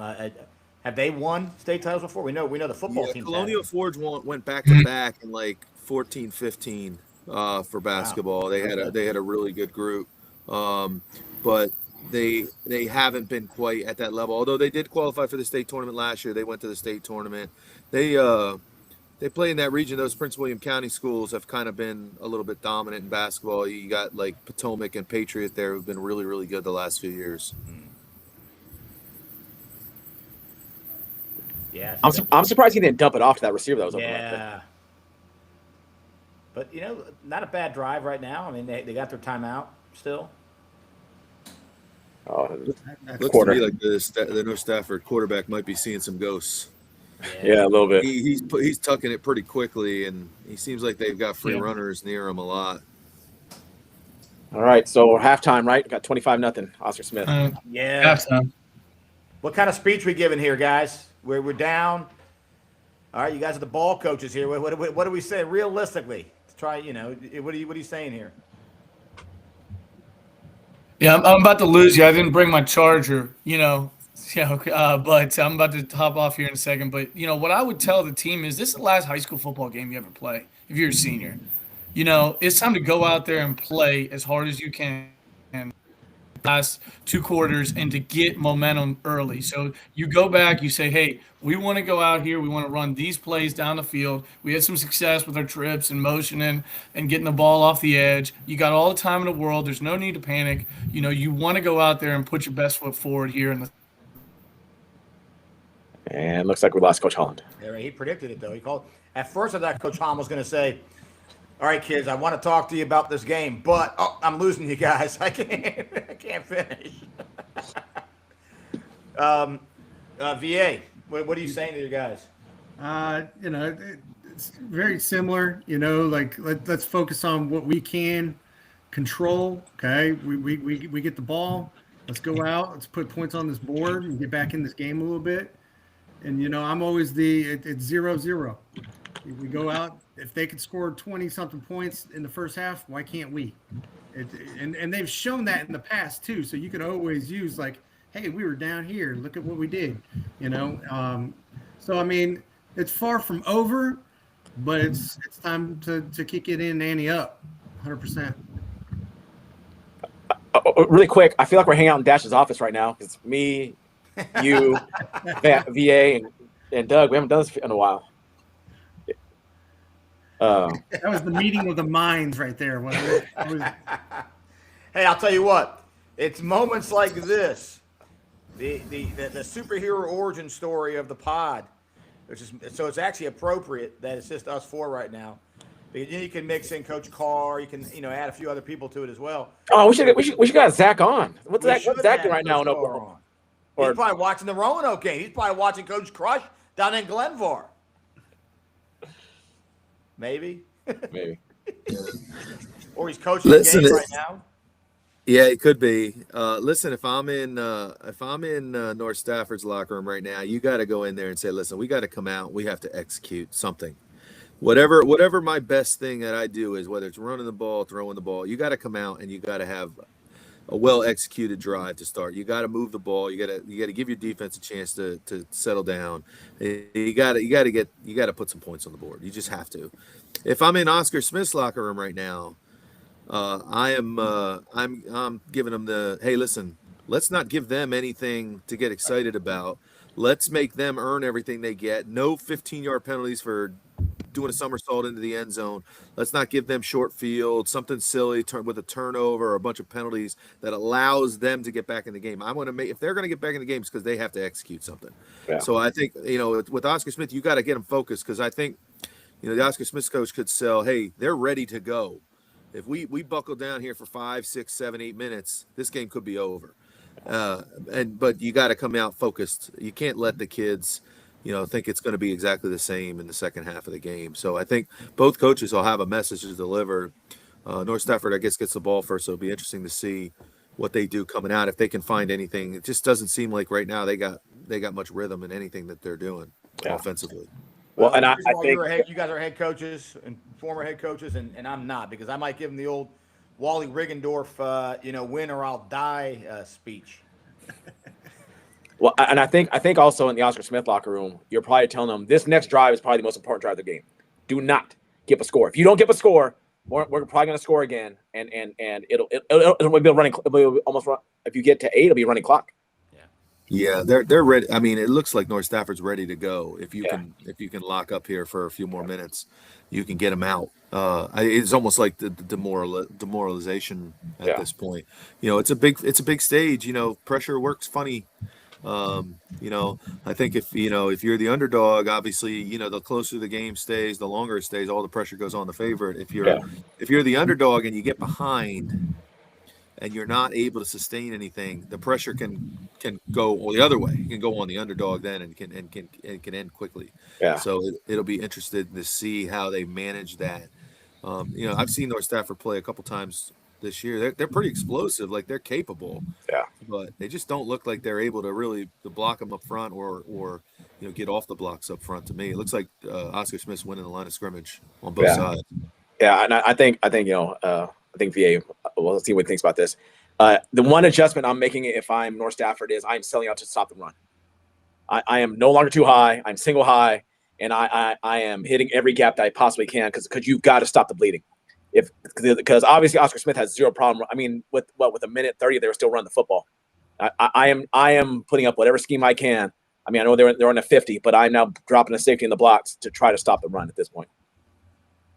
Yeah, 100%. I mean, you got to match those numbers and shoot the dice because that methodically driving down the field and scoring touchdowns, right? I mean, that's eating up clock. And then on top of that, it's demoralizing as well. So yeah, they're getting punished up front. I'm doing whatever I can, and also rip ball right. Second guy in, we have to get turnovers. We have to get turnovers. We can't just kind of sit back. We got to get the turn, and which Oscar Smith will do. They'll throw you a pick, although they're not throwing the ball a whole lot. I'm really surprised with the lack of the amount of times that they're going deep. I mean, I'm not sure exactly what that is. Need to. Well, I think they don't need to, and then on top of that, that win might be part of the cause too. That's true. Could be. Yeah, I think if you're North Stafford, you have to figure out something you can take away from them, whatever it is. It's got to be. You got to figure out something that you can do to make them uncomfortable. Right now, Oscar Smith they just look like they're playing, on a Thursday practice against their second team. Right now, it's just everything's easy. Yeah. And you got to make them uncomfortable somehow. And I'll go back to what I said before. I think the Madison game woke them up, right? That all week they were probably harping on them. Look, if you take a team light, you are this close to losing. Right. You're this close to losing. So I mean, not that you should have to get a lot of motivation for a state championship, but I think the scare, because they hadn't been in that situation all year, right? I mean, they hadn't been within 2 scores of anybody all year. Now, 28-0 Kettle Run game. I might, I'm thinking that right now. I'm trying to just find some kind of positivity to latch on to. I mean, 28-0 against Liberty Christian at that, right? So there's that. Now I'm trying to think, in the pro game, they always bring up the old Oilers, the Frank Reich game, Buffalo Bills, down 32-0, and they came back. What's the high school version of that? VA, we got the Virginia high school version of that. What's the greatest comeback in playoffs history? Mace, we got to look this up. I wouldn't know that one. I mean, I will say that there's been some fantastic finishes with Stonebridge. I mean, I think there was 2 years back to back where they won with the last second touchdown. Like Hail Mary toss, and so those might have been comebacks, 21 point down comeback kind of thing. But I can't off the top of my head. I don't know the greatest comeback. Someone asked in the chat, and I mean, I have to look this up. And has any quarterback won three straight titles in a row? Well, Noah Kim did. Oh, did he? Yeah, Noah Kim was going. If I'm not mistaken, Noah Kim was going 4 for 4 Oh, really? when he Same got thing. when he got hurt in that game, actually against Freedom. Yeah, and well, Trace McSorley too. He won freshman, sophomore, junior year, and then lost the senior year when they got moved up a division at Briar Woods. I think Ronald Curry might be the one guy who I think won 4 in a row. Wow. I'm not positive, but I think he was the four-time state champion. So it's interesting you asked. I looked it up because we have nothing to do right now but kill time. Riverhead came back from 34 and then to beat Lake Taylor to beat scoring 70 points in a half. Wait, how much were they down? How much were they down by? I can't. But from 2022. Hold on. Let me pull this up. I think Google might be wrong here. It's You can't trust your sources. Oh no! Here's the video. They scored over 70 points in the first half. They were down 70-0. No way. You know, I think they're.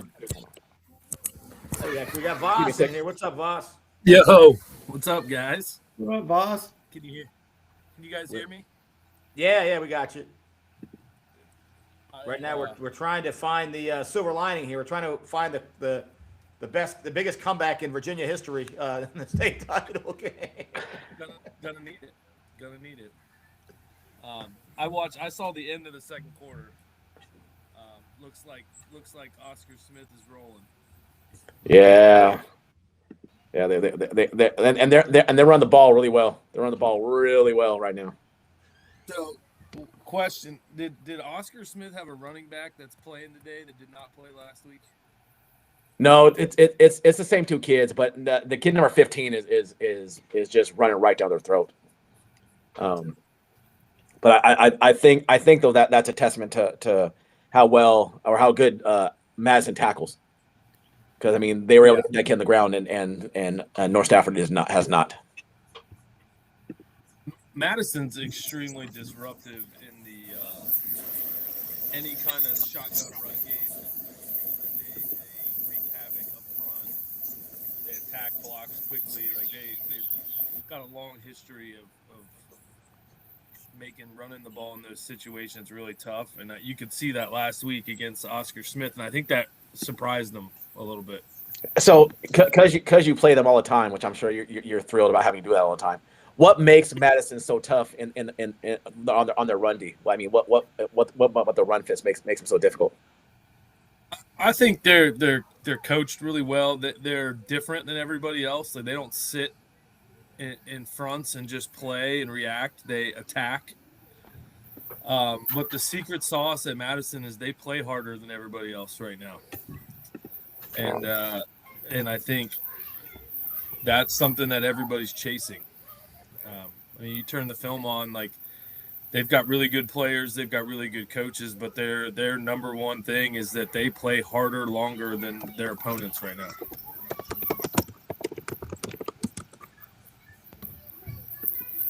Boss, what are you telling your team if you are North Stafford right now at half? I don't. You can't worry about the score so much. Like you got to win the next possession. There's no 28-point play in football or 28-point drive. So you got to take the ball here and you got to go down and get points and just start chipping away. I think it's going to take some mistakes from Oscar Smith now for North Stafford to get back in the game, but you got to control what you can control, which is the next possession. And you can't focus on trying to get all the points back right away. You just got to get one score, and then let the game play out how it does. You get an onside kick, a turnover, something that can really swing the momentum, and then all of a sudden you're back in a 1 or 2 score game. But trying to take on all 28 points or whatever it is now immediately is too daunting.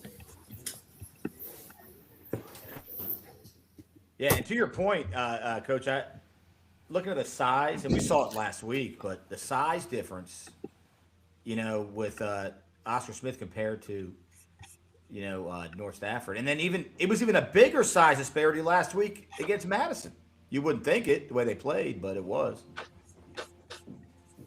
Yeah, I mean it's hard. I watch both games online, so but you can see if you can see it through the computer, it's very it's that means it's even bigger than it looks. That's always I think one of the things that Oscar Smith has a lot of recruitable kids, so they're going to have measurables and things like that. So, yeah, it's an issue, and it definitely wears on you as the game goes on. We ever looked that up, Mesa? How many run plays did Oscar Smith have last week? They don't have any listed on their box score. There's no box run attempts.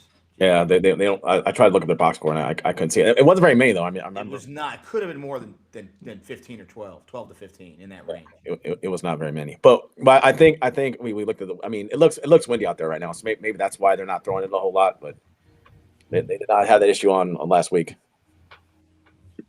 My understanding for them, and again, I don't see them a ton, but I think they're a run first team.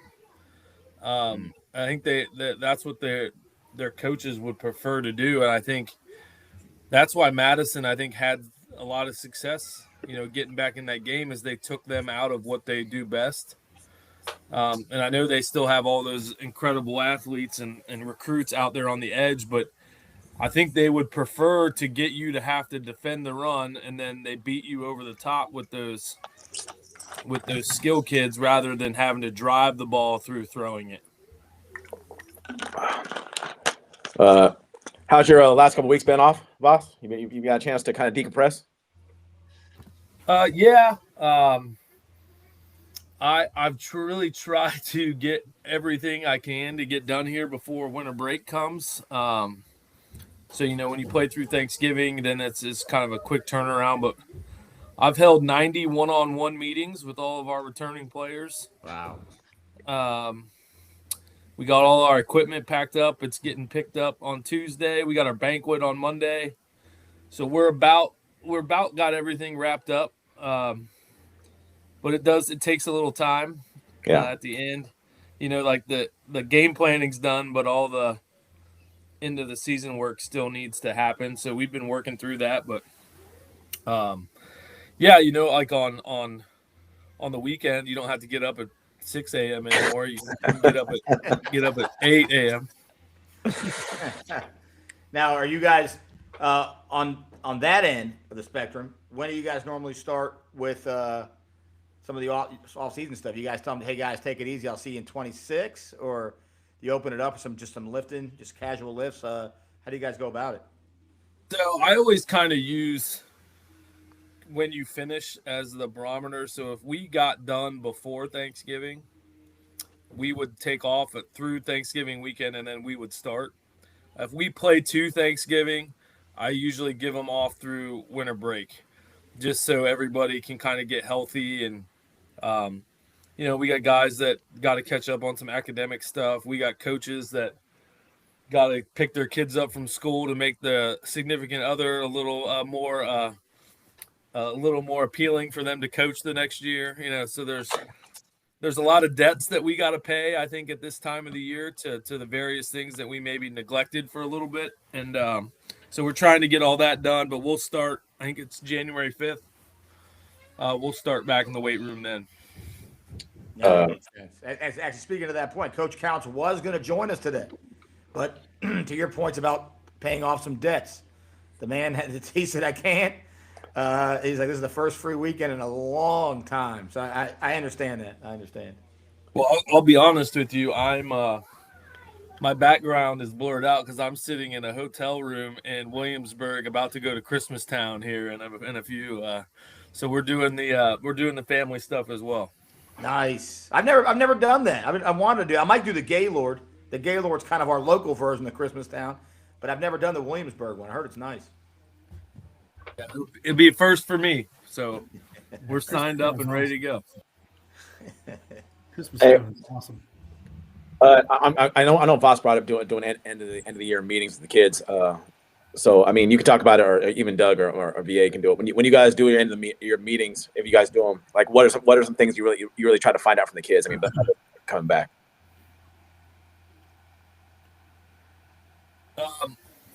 I I, as a football coach, like there's so many kids and so few of me that I always feel like they don't get the opportunity to have a one-on-one conversation with me unless I set it up for it to happen. Yeah. Some of them do, but just by nature, I coach primarily on offense. A lot of those defensive kids, I see them in the hallways and I see them in the locker room, but we don't get to have a lot of one-on-one conversations all the time. So providing that opportunity, we like to just talk to them about their season, where we think they can go in the future as far as what we, see them doing the next year and what we need out of them in the off season. Try to learn about their future goals for the game. Like, do they want to play in college? Do they have goals and aspirations for other things that we can help out with? So it just provides an avenue for them to get to speak to us, and that's why I like to do it. But it is it's a lot. Like I did them during our lunch period, so I was doing 15 a day for like 10 days in a row. Wow. Wow. They fill out a little survey while I'm talking. I talk to one while another one's filling out a survey, and we go there. But it was really good. You learn a lot about the kids, about their experience in your program, about kind of what they liked and didn't like, and I think it's just really insightful. And I'm glad we have the opportunity to do it. Yeah. Doug, I know you do end of the year interviews with the kids, don't you? Or am I wrong? Yeah, well, a little easier to do in basketball. Obviously, smaller groups, You right? got like 4 guys in a graduating class now, probably on average. Doug So does it usually real quick after school for like 5 minutes, call it a day. Yeah. Usually what I do is I meet with my seniors as a group. I like to meet with them as a group to get their impressions of the program and kind of things that we can do better. They usually tend to have a little better big picture thought process behind it. And then I like to meet with my underclassmen, the ones that will be back, more individually. We give them a little handout, strengths, weaknesses, things we'd like to see them improve on. What are their goals? Like Coach Foster said, do they have goals that they want to reach next year?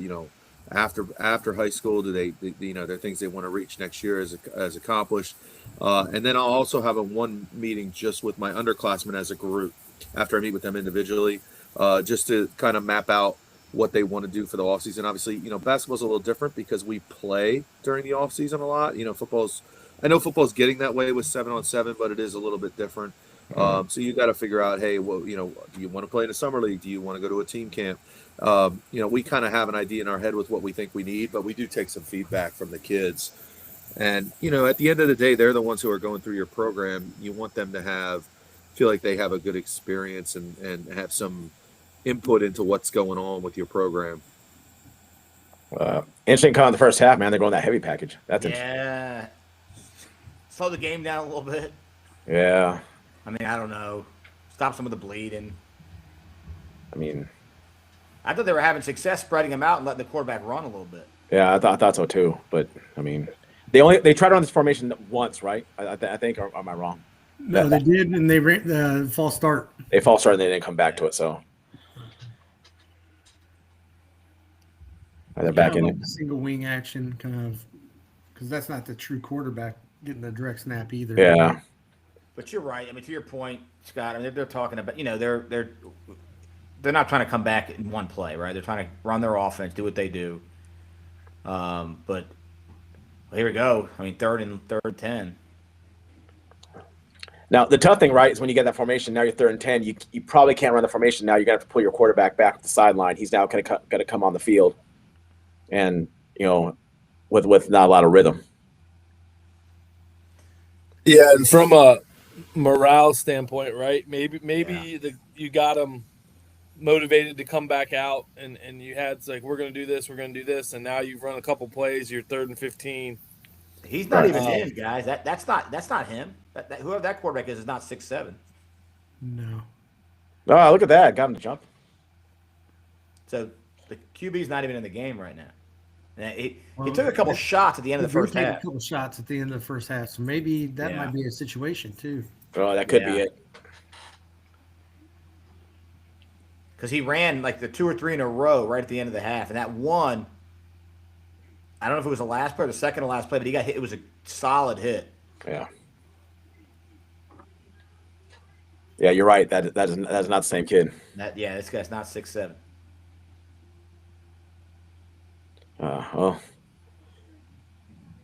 That's tough too, right? You're back with quarterbacks that have come in the second half of the state championship game down 25 off the sideline for one play too. Hey, let me tell you something. That's an Al Bundy story, though, right? You tell me that 40 years from now. Imagine the story started off like, so we were down 25-0, and I go in the game, right? I mean, imagine this guy down the road. It could be a great ending.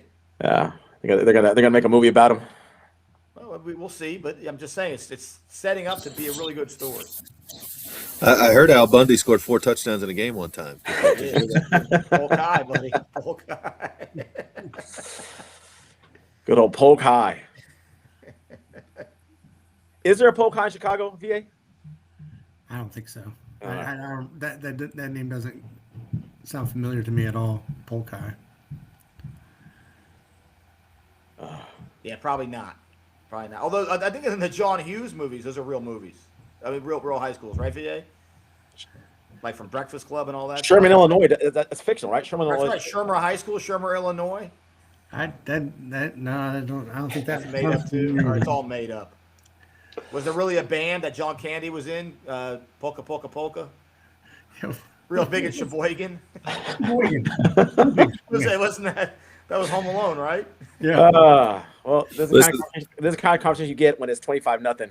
This game might be getting away from us a little bit. We're starting to have talks about movie trivia and You TV nailed trivia. it. I mean, 25-0 and then a timeout on the punt. Listen, you guys got a lot of time to kill in this game. He almost picked it up.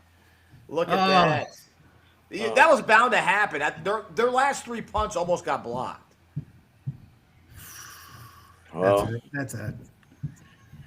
That's a nail in the coffin type play right there. Oof. They came screaming through too. He almost grabbed it off his foot. Yeah.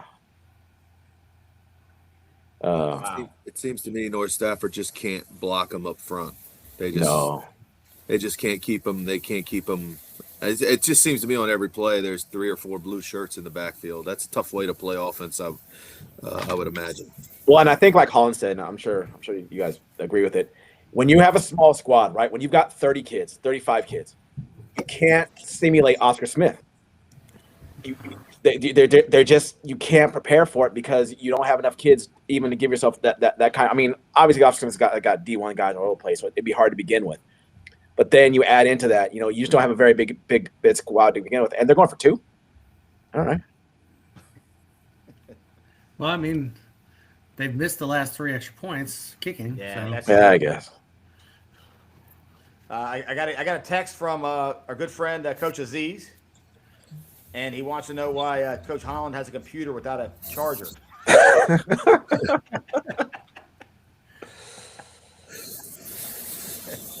thought that was pretty funny.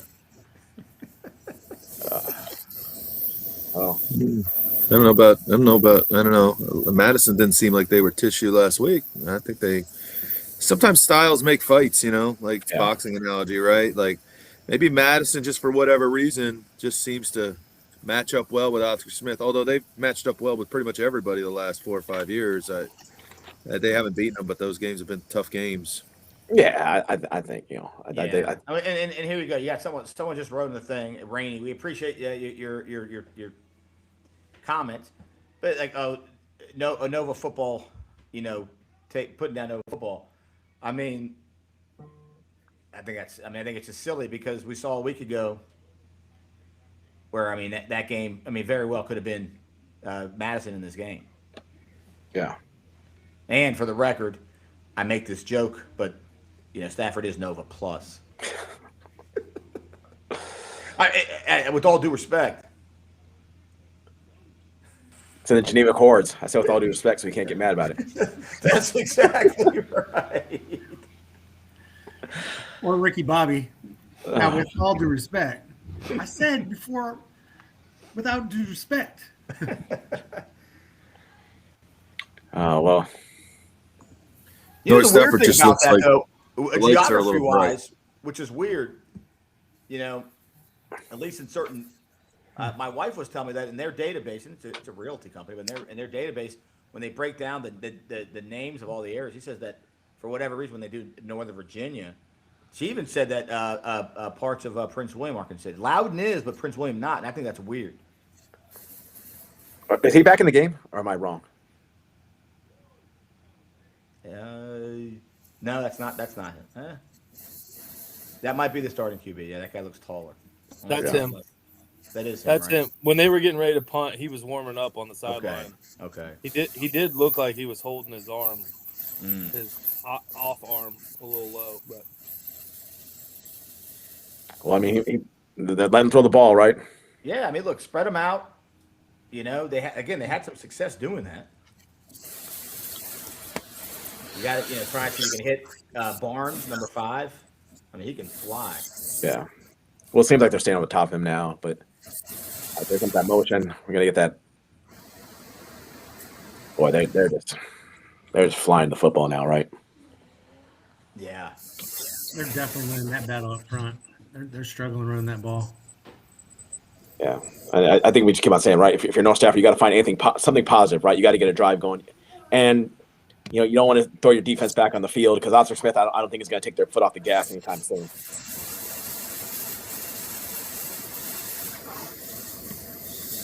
Oh, here we go. I mean, do what they do here. They have the most success.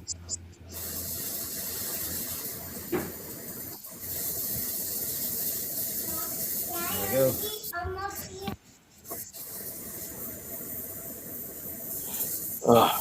So are all the games blowouts? Are all four state all the games on right now? Are they all blowouts? So Strasburg just scored, so they're up 34-19. And Verona is driving, and they're up 34-0. So Wow. So they pulled up over Glenvar. You said 34-19 now? 35-19 now. 35-9. Yeah, that was the closest game at halftime. And Strasburg, probably considered the underdog too in that Class 2A state championship. Well, you got to be careful here because we saw what happened last time. Again. Oh, they might have had a piece of it. I think he did. I think he got it again. Wow.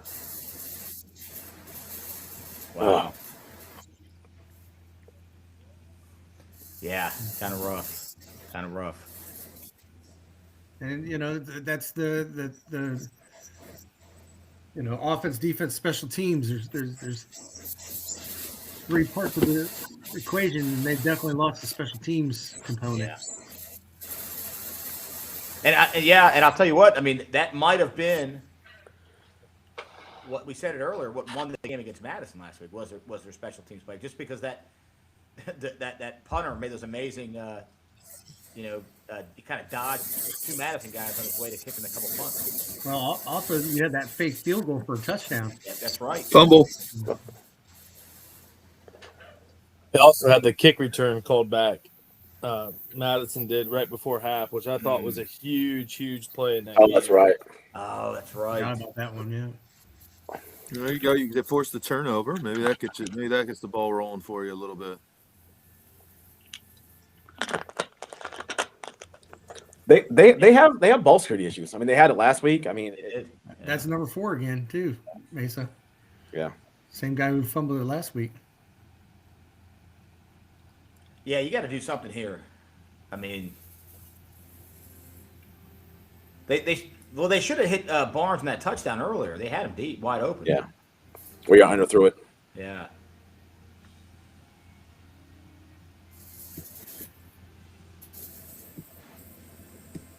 Got some time there. Man. And the protection held up. What number is Barnes? Is that number 8 right there? Number 5. Number 5. Number 8 is a pretty good looking kid too, right there. Yeah. Running that. Yeah, they got talent. But this goes back to what Mason and I were saying. People were talking about some of the the guys who could fly on North Stafford and all, and they do. They have some really good players. But Mason and I were like, well, you're telling me that Oscar Smith hasn't pounded some teams that have similar talent already this season? I'm sure they did.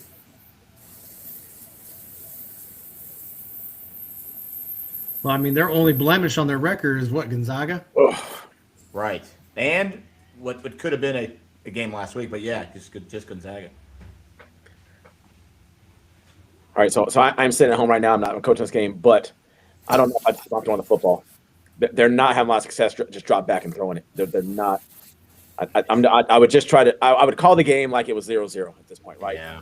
Run the ball, stay with the offense. They had some success a little bit, to kind of getting that on that outside edge, pinning that end. I don't know if I just keep on. I mean, and also we know the quarterback's not 100%, right? Obviously, he didn't start the second half. He came out. Right. I don't know. I mean, now you're 3rd and 36. I mean, I don't know about you guys, but I don't think I had a play drawn up for 3rd and 36. That you got to get it. Yeah, no, it's not good.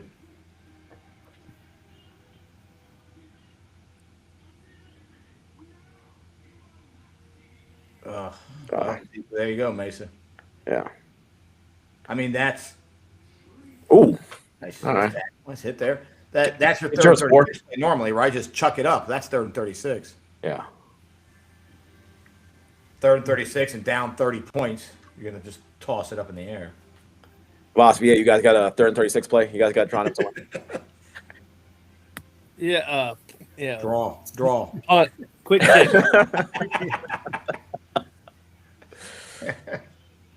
Man, that's tough right there. Yeah. No, I mean, they got a lot of things. Like, one of the worst things I think you can, as a head coach, is when you are struggling to punt the ball.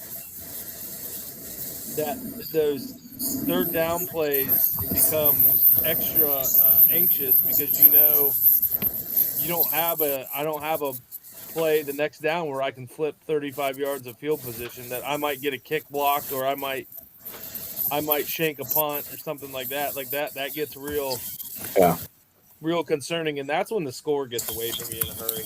Yeah. Turnovers and bad special teams play. Yeah. Big hit right here. Nice play. All right, 11. Yeah, solid hit. Something going right. Rhino just scored. They're up 40-0 now. Wow.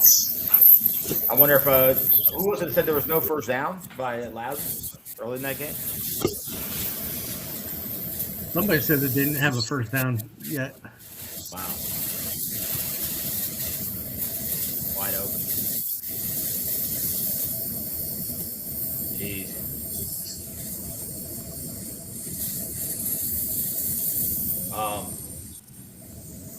Yeah, rough. I'll tell you what we were talking about earlier, boss, was getting some of these games played up here, maybe down the road. Yeah, I've heard rumblings. I like that a lot. That I think the contracts are out for where they're going to be played, and I think there was hesitation to do it in a high school stadium before. But it sounds like they're much more open to that, is what I was told. I definitely think it'd probably be a lot cheaper option. 100%. Be cheaper, and I've heard that essentially they're trying to play all of them in the same location. So, not just 5 and 6, but all divisions in the same spot. If only North Stafford could figure out a way to get the entire game played in extra point situations and 2-point situations, they'd be in this game. They have had a lot of success on extra points and not much success anywhere else. Where does that money come from? That who pays when they say that money we got to pay however many thousands to be at JMU or whatever? Who's paying for that? Well, each school has to pay a fee to be considered part of the VHSL. So I'm guessing that compiling all the state schools stuff and then gate stuff. Gate revenue. I think I think in all the playoff games, even when they're region or like the local, 35% goes to the VHSL. Oh, okay. And then once it gets to the state tournament, it all goes there. So it's all that compiled money that they get, and they get a certain percent. Oh, no, here we go. Oh. Oh. When it rains, it pours, right? You can't even get one of those without come out. Oh. Well, hey, guys, I got to go. It was good seeing all of you. Thanks for everything you've done this year for Northern Virginia football. We appreciate it. Love the show, and hopefully we'll put a team on the field that you guys will want to cover next year. Well, I'm sure you will, buddy. Yeah. And thanks for joining us, pal, and squeezing us in. I know you got some family time, buddy. So enjoy it, and happy holidays to you guys. Yeah. Enjoy Christmas Thank you, time. guys. Yeah. All right, thanks, buddy. We'll do. We'll see you. See you, boss. See you, bud. All right. Well, we appreciate Voss coming in, and he had his charger. Look at that. Unlike Holland, who didn't have his charger.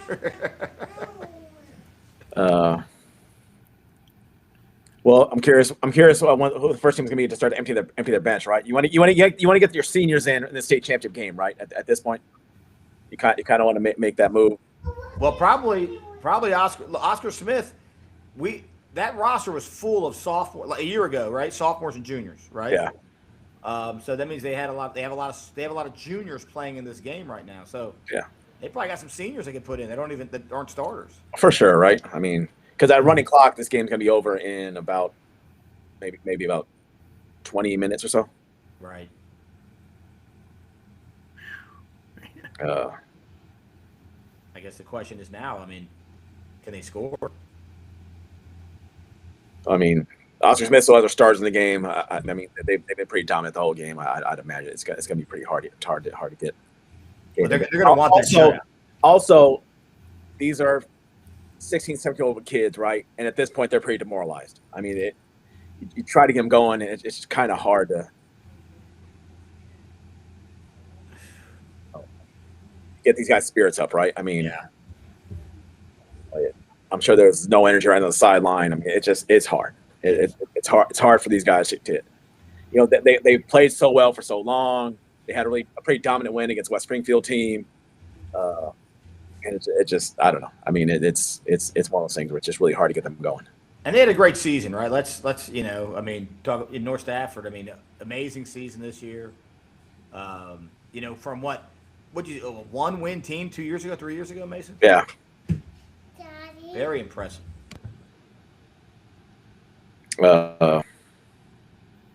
It's going for it, huh? Let it go. Yeah. 10, 15. But I guess problem line game has been so bad. I mean, what are you gonna do? Punt the ball and have it possibly get blocked again, and then them score right away? You know it's bad when you're like, well, we can't punt. Yeah. Well, I mean, It's when you do the old coach dash special and have your quarterback punt, right? Yeah. I mean, I'm sure this guy's an athlete. I'm sure he could boot it a little bit. Star still in the game for Oscar Smith, looks like. Yeah. Mix it up. Get some guys. Look at 75, man. I mean, we saw him last week, right? Yeah, we did. Looking like a young Jonathan Ogden over there. yeah, it's a big dude. And then you just got him pulling right there. And the thing that sucks is, and I've been in a situation before, where you kind of want them to almost pass the ball because the run game has been so dominant over you. All right, for the most part, you're like, oh, just run the ball, but their run game has been so dominant that they're just going to keep on breaking off runs like this, right? Right. Yeah.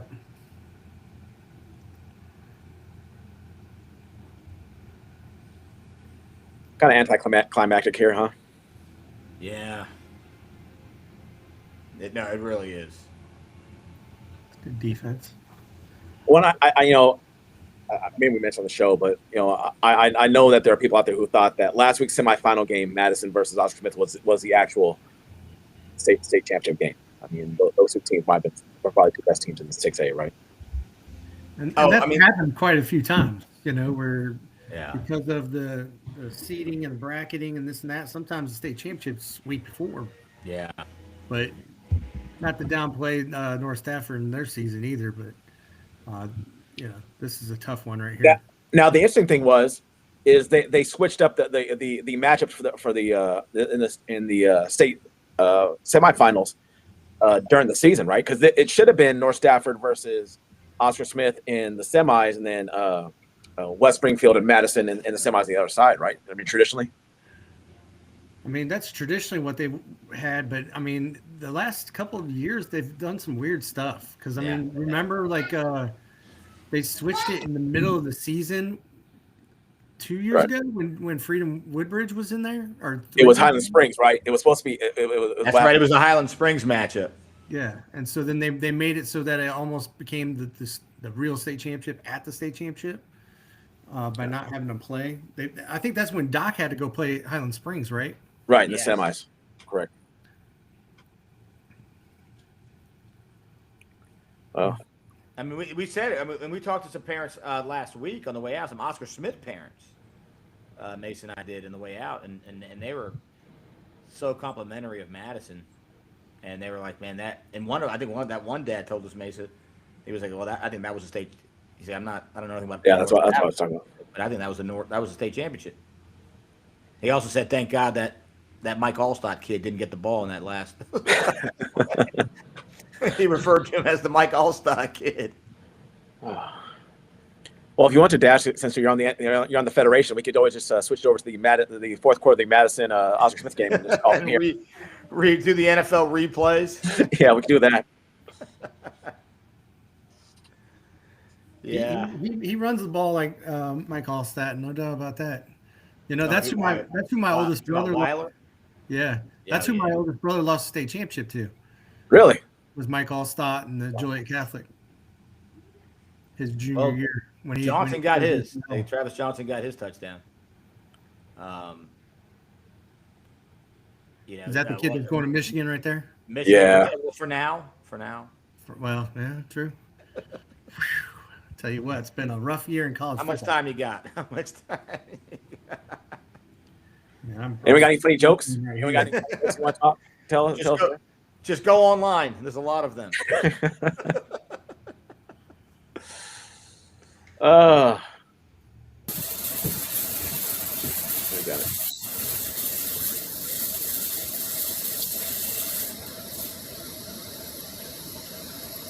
Let's see if they can put this defense in. Doug, they've been putting this. They got it. They got one in there. They finally broke. They finally broke on the extra point. Yeah. I think Coach Foster said it earlier that now you're getting to the point in the game where it's how do you get your kids to compete? You're down 42 to nothing. They fully went into this game expecting to try to win a state title, and reality is setting in that they're not going to win the state title. So now, how do you get the pride of your kids to keep competing hard for this last 15, 16 minutes of the game to try to establish something? So yeah. And I think too, the coach's demeanor means a ton on the sideline, right? Like you've got to show like you are still intent. You're still coaching as best you can, right? And because sometimes you'll feel it even from some of the coaching staff where you can feel them kind of with a letdown, right? Where you can feel them kind of letting down a little bit. You really got to keep on coaching them hard and keep on like Dud said, keep them competing the whole time. You mean it would look bad if the coach was in his car right now? Getting a hot dog from the sideline. Yeah. Right now is not the time for the head coach to be having a hot chocolate on the sideline. It's not. Right now the coach has got to take his hat and his jacket off and be in a t-shirt. Listen, this is why I coach basketball. It's always 72 and sunny in the gym. I don't know what you football guys are complaining about the weather. It's always 72 and sunny when I play. I don't know what the problem is. That is so true. Talk about appreciation though, man. And I'm sorry, I Mason, to your point of going back to the game, showing that game. Maybe we won't show that game, but I feel we're going to be talking about it a lot in the last quarter here. And Dwight Vick said it earlier, how good Coach Counts is. Yeah. But this game is 44-0, guys, in the third, and Madison could have won that game. Yeah. No. I mean, with not even near, and I love the Madison talent, but they don't have all the Division I talent in that roster. right. No, 1,000%. Well, It's even the stellar talent on North Stafford's roster either. Right. Like Right. they got a couple kids that are getting some big time looks too. I think Carl Barnes, right? Barnes in particular, right? Barnes. is getting a lot of Barnes, looks. King Antoine at linebacker. I mean, Kenneth Sullivan is their main guy. He's a Power 5 guy, but he's the one that's out. But still, I mean, yeah, you're right. And it didn't matter. It didn't matter with Coach Counts and company. They just they'll out scheme you. It's impressive. Really impressive. You watch Madison play, and it just seems like they very much know who they are. There's no doubt about who they are and what they're going to do. They seem like they're always kind of play their role very well, and that's a credit, I think, to that program and how much they've built that over the last 10 years or so to get to the point where those kids, they graduate guys and they just plug new guys in. They know exactly what they're going to do. It says a lot about them. I don't know if you guys saw that episode with Coach Counts and I think it was you guys, Dark Visors buddies. They interviewed him and kind of talked about when he took over the program after Coach Schultz passed away in that tragic accident, and leaning on the kids, and it's the Madison way, right? And it's a really good interview that they had with him as well.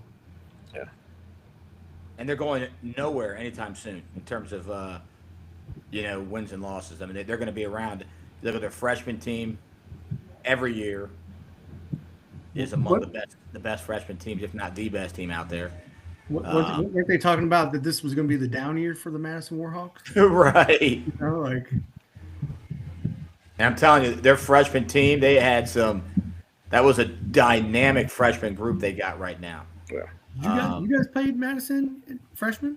No, we didn't, but we had some comps because over in the on the other side, West Springfield had a very, very good freshman group, and probably the best freshman group on that side. And they played Madison, and Madison, would beat them pretty good. Is North Stafford enrollment wise might drop down? I mean, I'm curious what their enrollment is. I mean, because if they're not carrying me on the football team, a lot of times you think that. I want to say at one time they were a 5A school. Yeah. And they're a recent 6A jump. I mean, I coached against them when I was at Battlefield. Okay.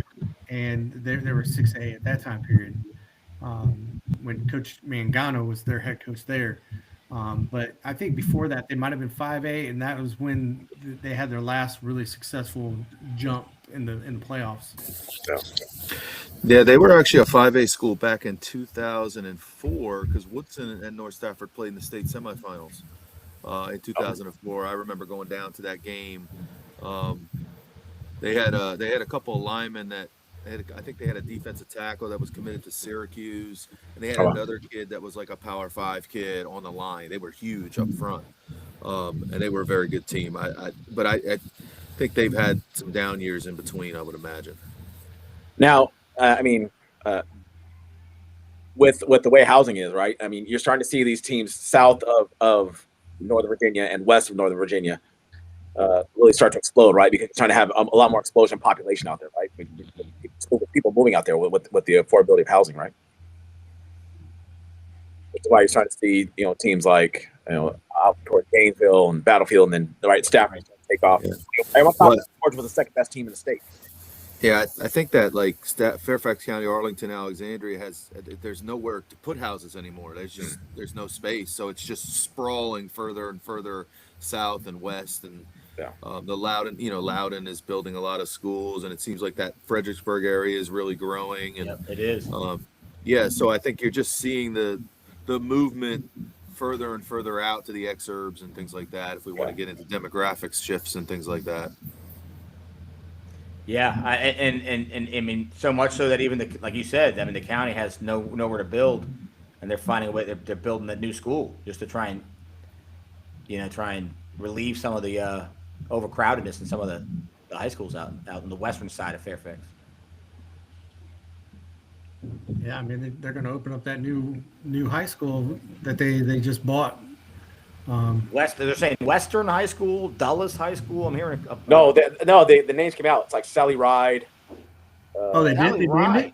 I used to read the Sally Ride comic book back in the funnies back in the day, but it wasn't. It was actually a series. No, there's 5 finalists. I know Sally Ride. The only name I knew was Sally Ride. I don't know. I think that they all have to do with aerospace. All of them. Yeah.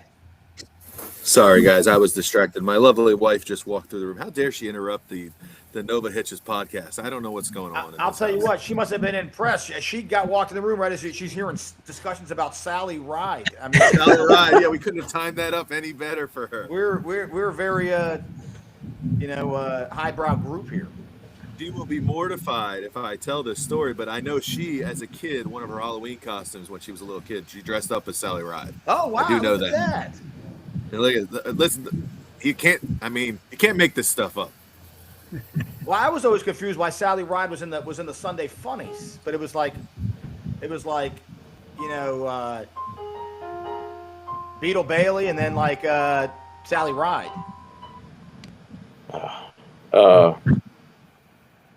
The game's gonna end. Doug's gonna get off. He's gonna go see. Oh, I'm in trouble. I'm in big trouble. And she's gonna be like, "You had a game last night. You had practice today, and now you're hanging out on some podcast watching college football." And if she wasn't thinking that, she heard you say that out loud now. So good thinking, buddy. Oh, she is literally holding up. Ooh, there's a nice run. Barbie doll of Sally Ride right now. Here we go. This is gonna be a first. Wow. The game's not very good. There we go. Look at Sally that. Ride. Look There at you go. that. I think they ought to name the new high school Sally Ride High School. Honestly, I think that would be completely appropriate. Yeah.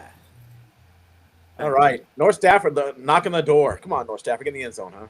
So would your nickname be the Astros? The Astros. Nice. Yes. Why not? Yeah, you hope for the North Stafford kids. They punch one in here, and at least they could say, hey, we scored. We got in the end zone in the state final. Do they? I haven't noticed. It's hard for me to see the bug, but does the clock run even in the state final in a situation like this? Yes. Okay. Yeah. That's why we currently have about a minute left. Oh. Yeah, it's cut off on my screen. It's hard. I can't see the clock. That's 7 minutes left in the game. Well, would the theme, the school anthem, would it be Mustang Sally? Look, I'm a big, Wilson Pickett fan, so, and I know Coach Greg probably is too. Or Space Odyssey? No, you go Mustang Sally. Ooh. They even have the Ride Sally Ride, line in the song. You're right. I'm not sure that was the same Sally. You should look. I'm going out on a limb there and saying, Dash, it might not be the same. So, apparently, it was not going to be Ride Sally Ride, and Aretha Franklin thought maybe it would be a good idea to throw it in there. And the lyric, I just Googled this as we were talking. They thought it'd be a good reference to it. It had just happened when that song came out, so they thought it'd be kind of a good reference. So they were referring to that. To all the people watching right now, this is what Coach Dash's office sounds like during the day. At this point, this is what it sounds like during the day. Right. But I'm hoping they get on the scoreboard. Oh, come on here. Looks to me like Oscar Smith's got some backups in at this point. Yeah, I think so too. Doesn't look like it's the same definitely. kids. Yeah, I don't see 99. I don't see 27 on the D line. Yeah. Good on their coaches. Yeah. Get some other kids a chance to get in this. They can say they played in a state championship game. 1,000%. So they're voting on the name in January officially. Got the information in the new high school, and originally Westfield was supposed to be named the Jets. I didn't know that. Now, that means their fight song should have been Benny and the Jets, right? Yeah. Or Benny and the Jets. Benny and the Jets, absolutely classic Elton John song, classic. So they're going with the whole, which that makes sense out there with the Dulles and the Who's Westfield's big rival? Is it Chantilly?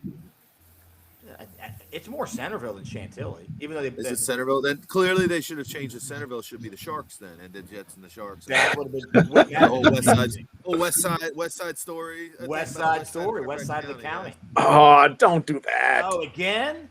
Every time they've gone in that formation today, guys. Every time. Let's punch it in here. Let's go. It looks like we'll clock's rolling.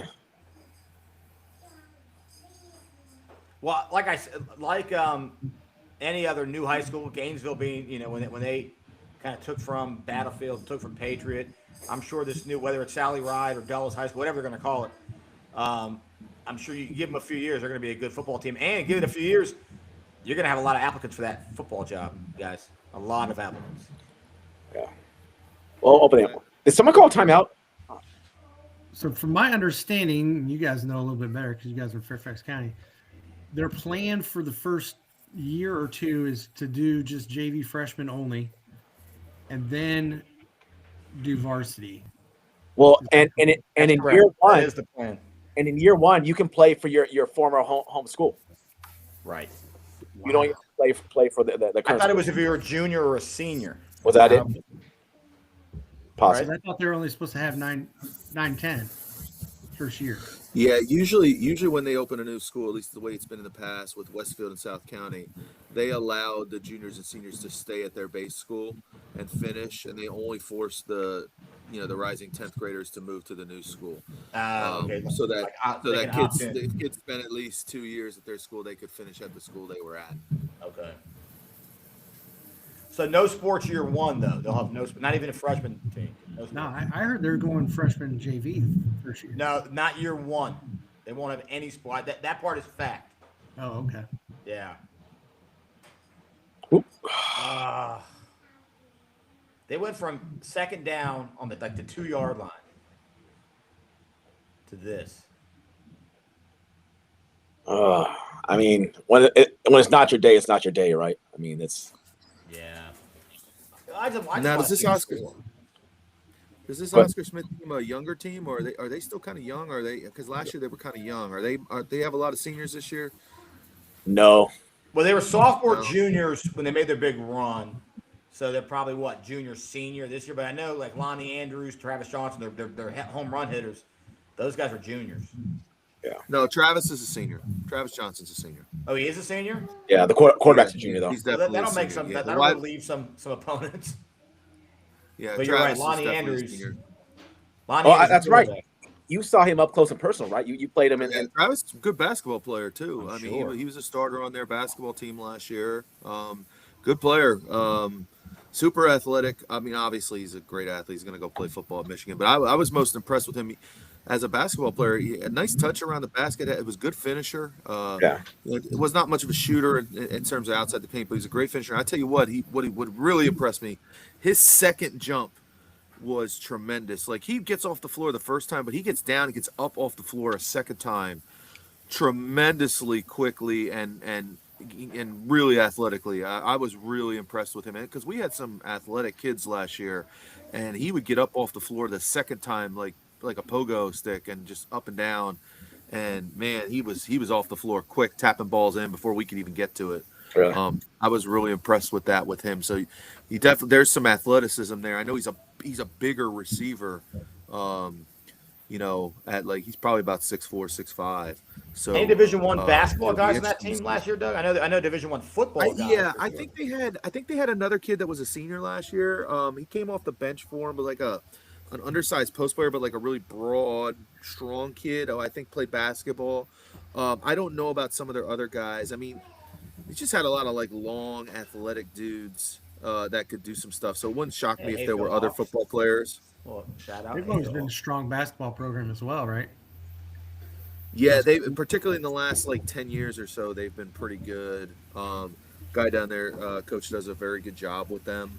But obviously a lot of athletes, look, I mean, at the high school level, right? If you got a kid who's a really good football player or a really good basketball player, a lot of times they can play other sports and be effective. I mean, I think if you got a football kid that's going to go to the University of Michigan to play football, allegedly, he's probably going to be able to go out on the basketball court and be effective at the high school level. I find this in football in particular. Most Division I football players are multi-sport kids. One, because football you really can't specialize in because there's really not a lot of off-season stuff. But most Division I football guys play another sport. Yeah. Unfortunately, I think the high school game, the high school sports in general, is becoming more specialized, where less kids are playing multiple sports. I happen to disagree with that. I would really like to see more kids play. I think kids should play as many as they can, as long as they can. Sure. But I understand the way it is with specialization, and the families are spending a lot of money on trainers and things to develop as players, and it's getting. They're spending all that money to be a good soccer player. It's hard to get them to play other sports, but I think something's lost in that. Generally, I think if a kid's a good enough athlete, right, they're good enough to play multiple sports. I know that's been the case at the high school level in the past. Looks like we're taking knee time. Yeah. We have a final in the 4A, Varina 47, Loudoun County 0. Oh, wow. Well, congrats to Loudoun County, though. What a hell of a run. I mean, it was a huge upset, right? The huge upset last week. Well, that's what that was, right? Yep. There's no losers when you get to this point. All these teams are good teams. I know this game didn't look like it today, but you get to the state final, you're good. It just sometimes it's just not your day, and bad stuff happens, and it kind of snowballs on you. Mm-hmm. Well, I mean, Oscar Smith is loaded, right? I mean, honestly, it's not a surprise that they are the state champs.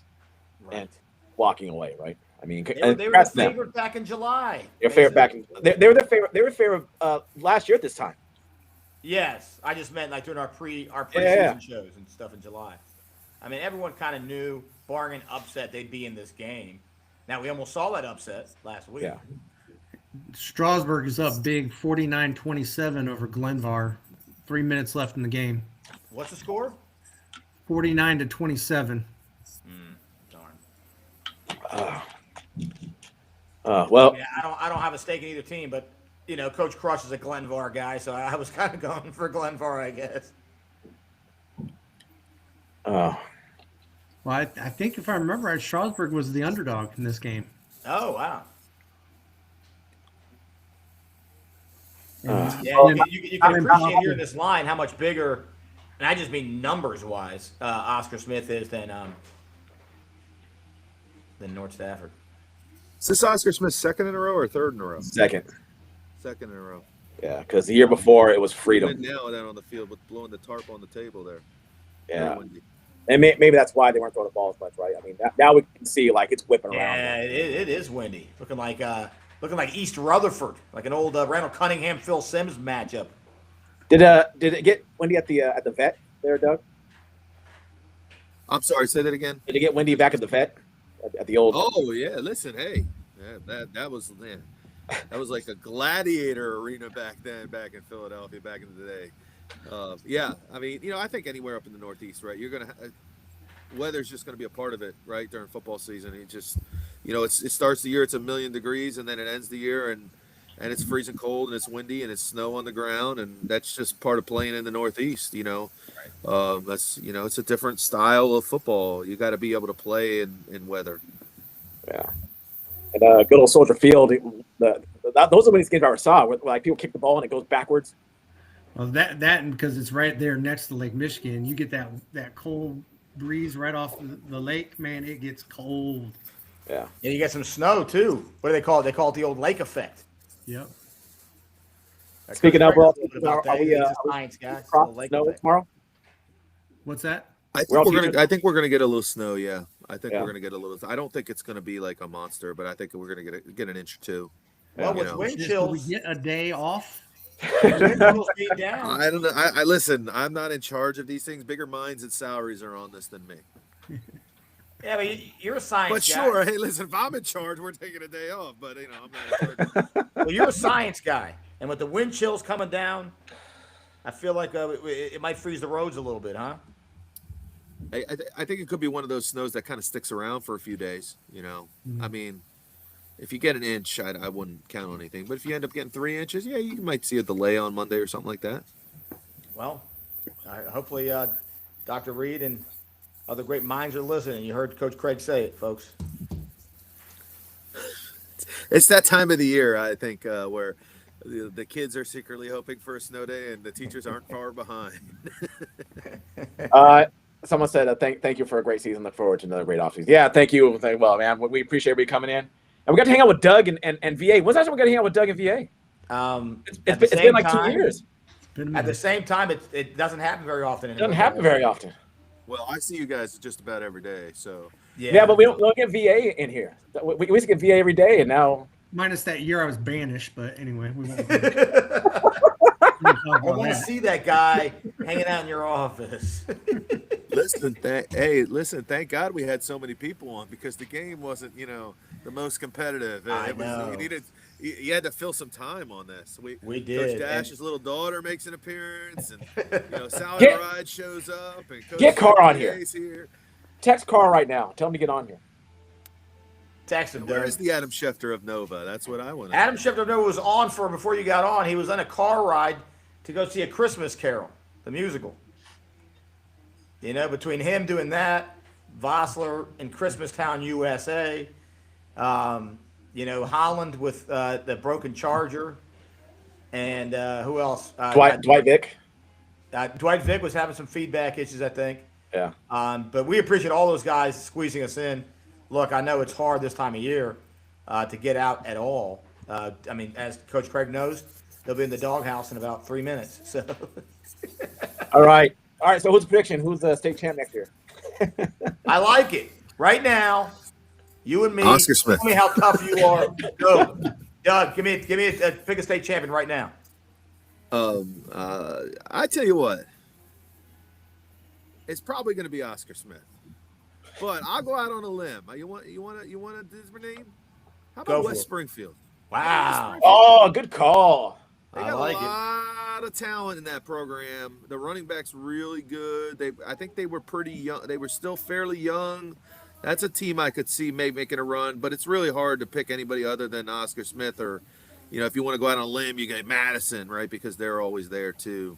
But I think West Springfield's they have a lot of talent in that program right now, a lot of it. And, this was that kind of broke through on the regional level. They got to a state tournament game this year, played reasonably well in it. Maybe they take that next step next year and they take this step up to the big game. Who knows? I like it. Coach VA, give us one right now. To be the man, you have to beat the man, and they're back-to-back state champions now in 6A. So they're tough to beat. I'm gonna throw another coach probably a bone here. How about Westfield? They looked good this year, and they were fairly young too with Voss, I think. So, they're going to be a tough program to deal with this upcoming year, I believe. And here's another one. How about South County? Yeah, that's not a bad call. So I like those picks, guys. I like those picks. Like the Jelly of the Month Club. You talk about certain teams like that. The gift that gives all year round. Those are the teams that keep on giving all year long. Westfield, Madison, South County. I like South County being back in the conversation again, right? They were out of it for a couple of years, but now I think Urquhart did a good job, and I think they're kind of back in it again. Yeah. Fellas, we have guys coming on. Oh, someone said they want to see Madison Oscar Smith Part 3. I like it. That Woodbridge team was really good this year too. I don't know how much the guys they got coming back, but it seems like in Prince William County the power kind of is consolidated with a school for a few years, and then it kind of switches and goes to another school. And maybe it's Woodbridge's time. It was Coach Overton over at Freedom Woodbridge for a while, and maybe now it's Woodbridge. And I think a couple of those, Battlefield's been really strong for a while. So has it seems like Patriot and Gainesville both have good programs too. So, Yeah. it seems like it's the list of usual suspects. Yeah. Garfield. Don't sleep on Garfield too. Yeah, Patriots a good one too with the young quarterback, and they Quarterback, got a yeah, lot of freshman young quarterback. kids too. Does he play basketball, the quarterback? I don't think so. I don't know. I honestly don't know. I'm asking you because his coach's dad son, being a right? coach. That's Yeah. I'm not sure if he's a basketball player or not. My guess is he probably does, but I don't know that for sure. Yeah. Listen, we're on a 2-game losing streak. I'm just trying to figure out my team right now. I can't worry about anybody else. You're fine. You're fine. You're a good coach. Speaking of which, and I'll give you a little nod right now. Thanks for coming on. But Hey, it's Anna. you are like a you talk about Madison and maximizing what they do, and I mean, look at your team a year ago. Now I know you complain because you guys didn't win the state title, whatever. But you guys were right there in the final, and with a team, obviously a talented team. It takes talent to go that far. But you talk about guys who aren't playing Division I basketball, right? I mean, and we'll find out about maybe Kalen, but as of right now, none of those guys are playing Division I basketball, and look, and they came this close, like Madison, to beating a team with just several guys going high level. Yeah, And it that's seems to be official in now. basketball, obviously. Strasburg won the 2A state championship, 49-27. There you go. Congratulations to all these teams, by the way, that are winning state titles today. I mean, what an amazing accomplishment. It seems in basketball it's a little different, right? Because individuals matter so much in our sport. One or two guys. It seems like the kind of the blueprint to winning state titles in basketball right now is have the truly elite player. And not that there aren't other good players on the team, but have the truly elite guy like South Lakes did the last 2 years with Jordan Scott, who's, a rotational player at Michigan State as a freshman. Or do what we kind of did when we won ours or last year, have a lot of like really quality Division III basketball players and have 4 or 5 or 6 of them, where you have a really balanced team that has a lot of guys that can all play. It seems like that's kind of the Madison model, more or less. Yeah, I think, but they had Dom Nicely. I don't want to sell them short. I mean, But that's even a guy who's this year's team though. This team. But this year's team. The Weiler kid's a baseball kid, right? The running back. They have Isn't several. They have several baseball kids on that roster. I think he also played. Is he a baseball or lacrosse kid? Weiler, I don't thought he know was about. baseball. I thought he was baseball. Somebody was telling me like know a the third Bruins baseman. had that he played. Quarterback's a baseball kid for sure. Maybe it was a quarterback. I don't follow it as well as you guys do. I probably the last person should be talking on it, but you have to admire like what Madison's done with their program. Oscar Smith. I mean, they're there every year. It's just like, wow, they just churn out guy after guy after guy. And it becomes one of those things too, after a while, when you get pretty good and you show some consistency, like some of these programs have, kids want to be a part of that program. So like, you don't miss out on the athletes in your building. They all try that sport because it's special to put on. I'm sure it's special to put on that Oscar Smith jersey and go out in the Tiger cage and, play for state titles almost every year. And, at Madison, they've clearly got it rolling as well. And Westfield's another program like that. These kids grow up wanting to be a part of that. And, that success breeds more success a lot of times. So you have to admire these programs and these coaching staffs and what they've managed to do over long periods of time. I'm watching right now. Ragland's in the game for Villanova right now. He's running the ball. Go Look at Ragland. Centerville. Yeah. Broke my heart last week, Villanova. Broke my heart. Oh, they beat your boys, huh? They beat my boys. Lehigh took a tough 14-7 loss. It was a defensive struggle. Did Ragland play? He still healthy? He Ragland played. Yeah, he had like 60, 70 yards rushing. It was real. Honestly, Lehigh kind of had 100 more yards of total offense. They fumbled the ball twice and 2 turnovers. How about our guy Chris DeBridney? He might have gotten in that game a little bit. I did not see him, but that doesn't mean he didn't play special teams or something like that. Okay. All right, hey guys, thanks for joining us. Awesome as usual, as always, having you guys, seeing you guys, being able to banter and kind of laugh. And we needed it. We needed it today. To your point earlier, we needed it today more than any other day. So it was definitely fun. Yeah, absolutely. Yeah, kudos to you two guys, man. You guys put on a heck of a program over the last couple of years, brought a lot to these kids and the programs. And so kudos to both of you guys. Keep it going. I appreciate it, buddy. Checks in the mail. Checks in the mail. Thanks. Checks in the mail. Thanks for having me on, guys. Yeah. Always, guys. Always. And we'll talk, obviously, aside from this. So, and then maybe we'll do something else, a big thing in the off season. We got a lot of shows to kill between January and August. Yeah, we do. So, well, obviously, this probably won't be the last time you guys will be on between now and in August. And we'll talk, obviously. Take a break. You guys need a break. We're going to take a few-week break, a little hiatus. We'll be back. We'll be back in January. Although we announced the Virginia senior all-star team next week. Dio's got the list. That would be what's the group that used to bring in the briefcase of the Academy Awards and they would hand it to the Price Waterhouse? Yeah, I think that's it. Was it Price Waterhouse? And Dio's going to have the list from Price Waterhouse. And he's going to bring us in a briefcase, armed security with the list, and we're going to read off on a live show. Maybe we'll read off the senior all-stars from Virginia. Yeah. So tune into that one. It's great that high school has coverage like this in football. I wish we had something similar in basketball that would do a little bit more. I know Julian does a lot with basketball as well, but it's hard now. You know, the Washington Post is tilted towards the pro and major college teams. It's hard to get the coverage at the high school level. So I hope all these football coaches and players and families are enjoying the coverage they get from you guys. Reach out to Fairfax County Times. They like to write about sports every now and then. That's a salacious comment right there, Coach Mason. You know what? We're going to see an op-ed in the Fairfax Times written about Coach Mason now. Yeah, no kidding. I'm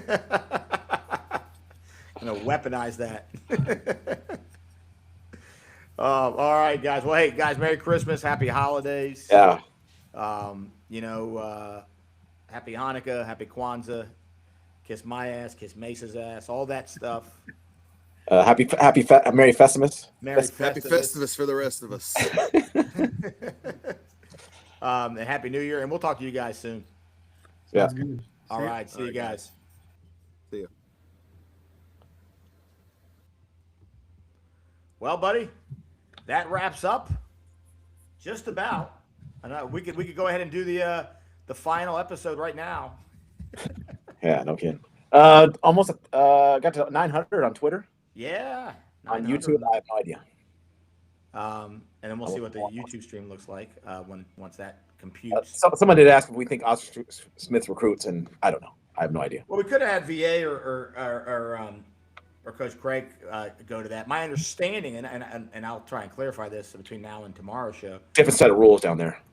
Yeah, my understanding is because it's a long story short, because some of the vocational trades that they offer. Yeah. And every school specializes. Like you might have an HVAC school, you might have a mechanic school, you might have this, that, whatever. That kids can kind of pick and choose. So recruit wouldn't be the answer to that. The answer is no. They don't recruit in that way. But again, my understanding, if you and me, Mesa, we're stud football players, and we know Oscar Smith specializes in HVAC. Let's say we can transfer, and we're out of that district. Yeah. Well, you and I go, well, hell, let's go frickin' take some HVAC classes, buddy, and let's go play for Oscar Smith. Yeah. No, I think that's dead on. Right. So there is that advantage. Now, and some schools do have certain programs, that you're allowed to transfer in and out of. They're trying to do that, less of that. Yeah. But I guess that's the long and the short of it. Yeah. Buddy, another good one. And thanks again to VA, Craig, Vic, Holland, Vossler, Frederick. Who am I forgetting? Josh Richards. Yeah. I think I might have everyone. We didn't get a few people. I got a couple texts from people who couldn't make it. But hell of a show. Yeah, absolutely. Hell of a show. And the good thing is it was like a Brady Bunch episode at one point. There was like 6 people on the screen, and that was during the early part of the game when the game was still good. Yeah. So there was that. Well, we'll do a 3-minute show tomorrow talking about this. We'll talk a little bit about next year. and then we'll talk about maybe some of the jobs too. We'll talk about some of the jobs. Oh yeah. Right now, there's only one right now that is currently officially open. And so Yeah, you never know. never You know. never know. Yeah. Things could open up between now and then. Actually, probably not on They Sunday. know they do. But yeah. So I guess that's all she wrote, buddy, for our live show, our live game streams. Although we might do the live game stream for the Senior Bowl. Yeah, possibly. Yeah, Might we'll- bring it back like we did last year. yeah. So we'll talk to Coach Dio more about that before we promise anything there. Well, Dash and Dan, we'll see you guys on the last recap show tomorrow of the year. Yep. All right. See you next time. See ya.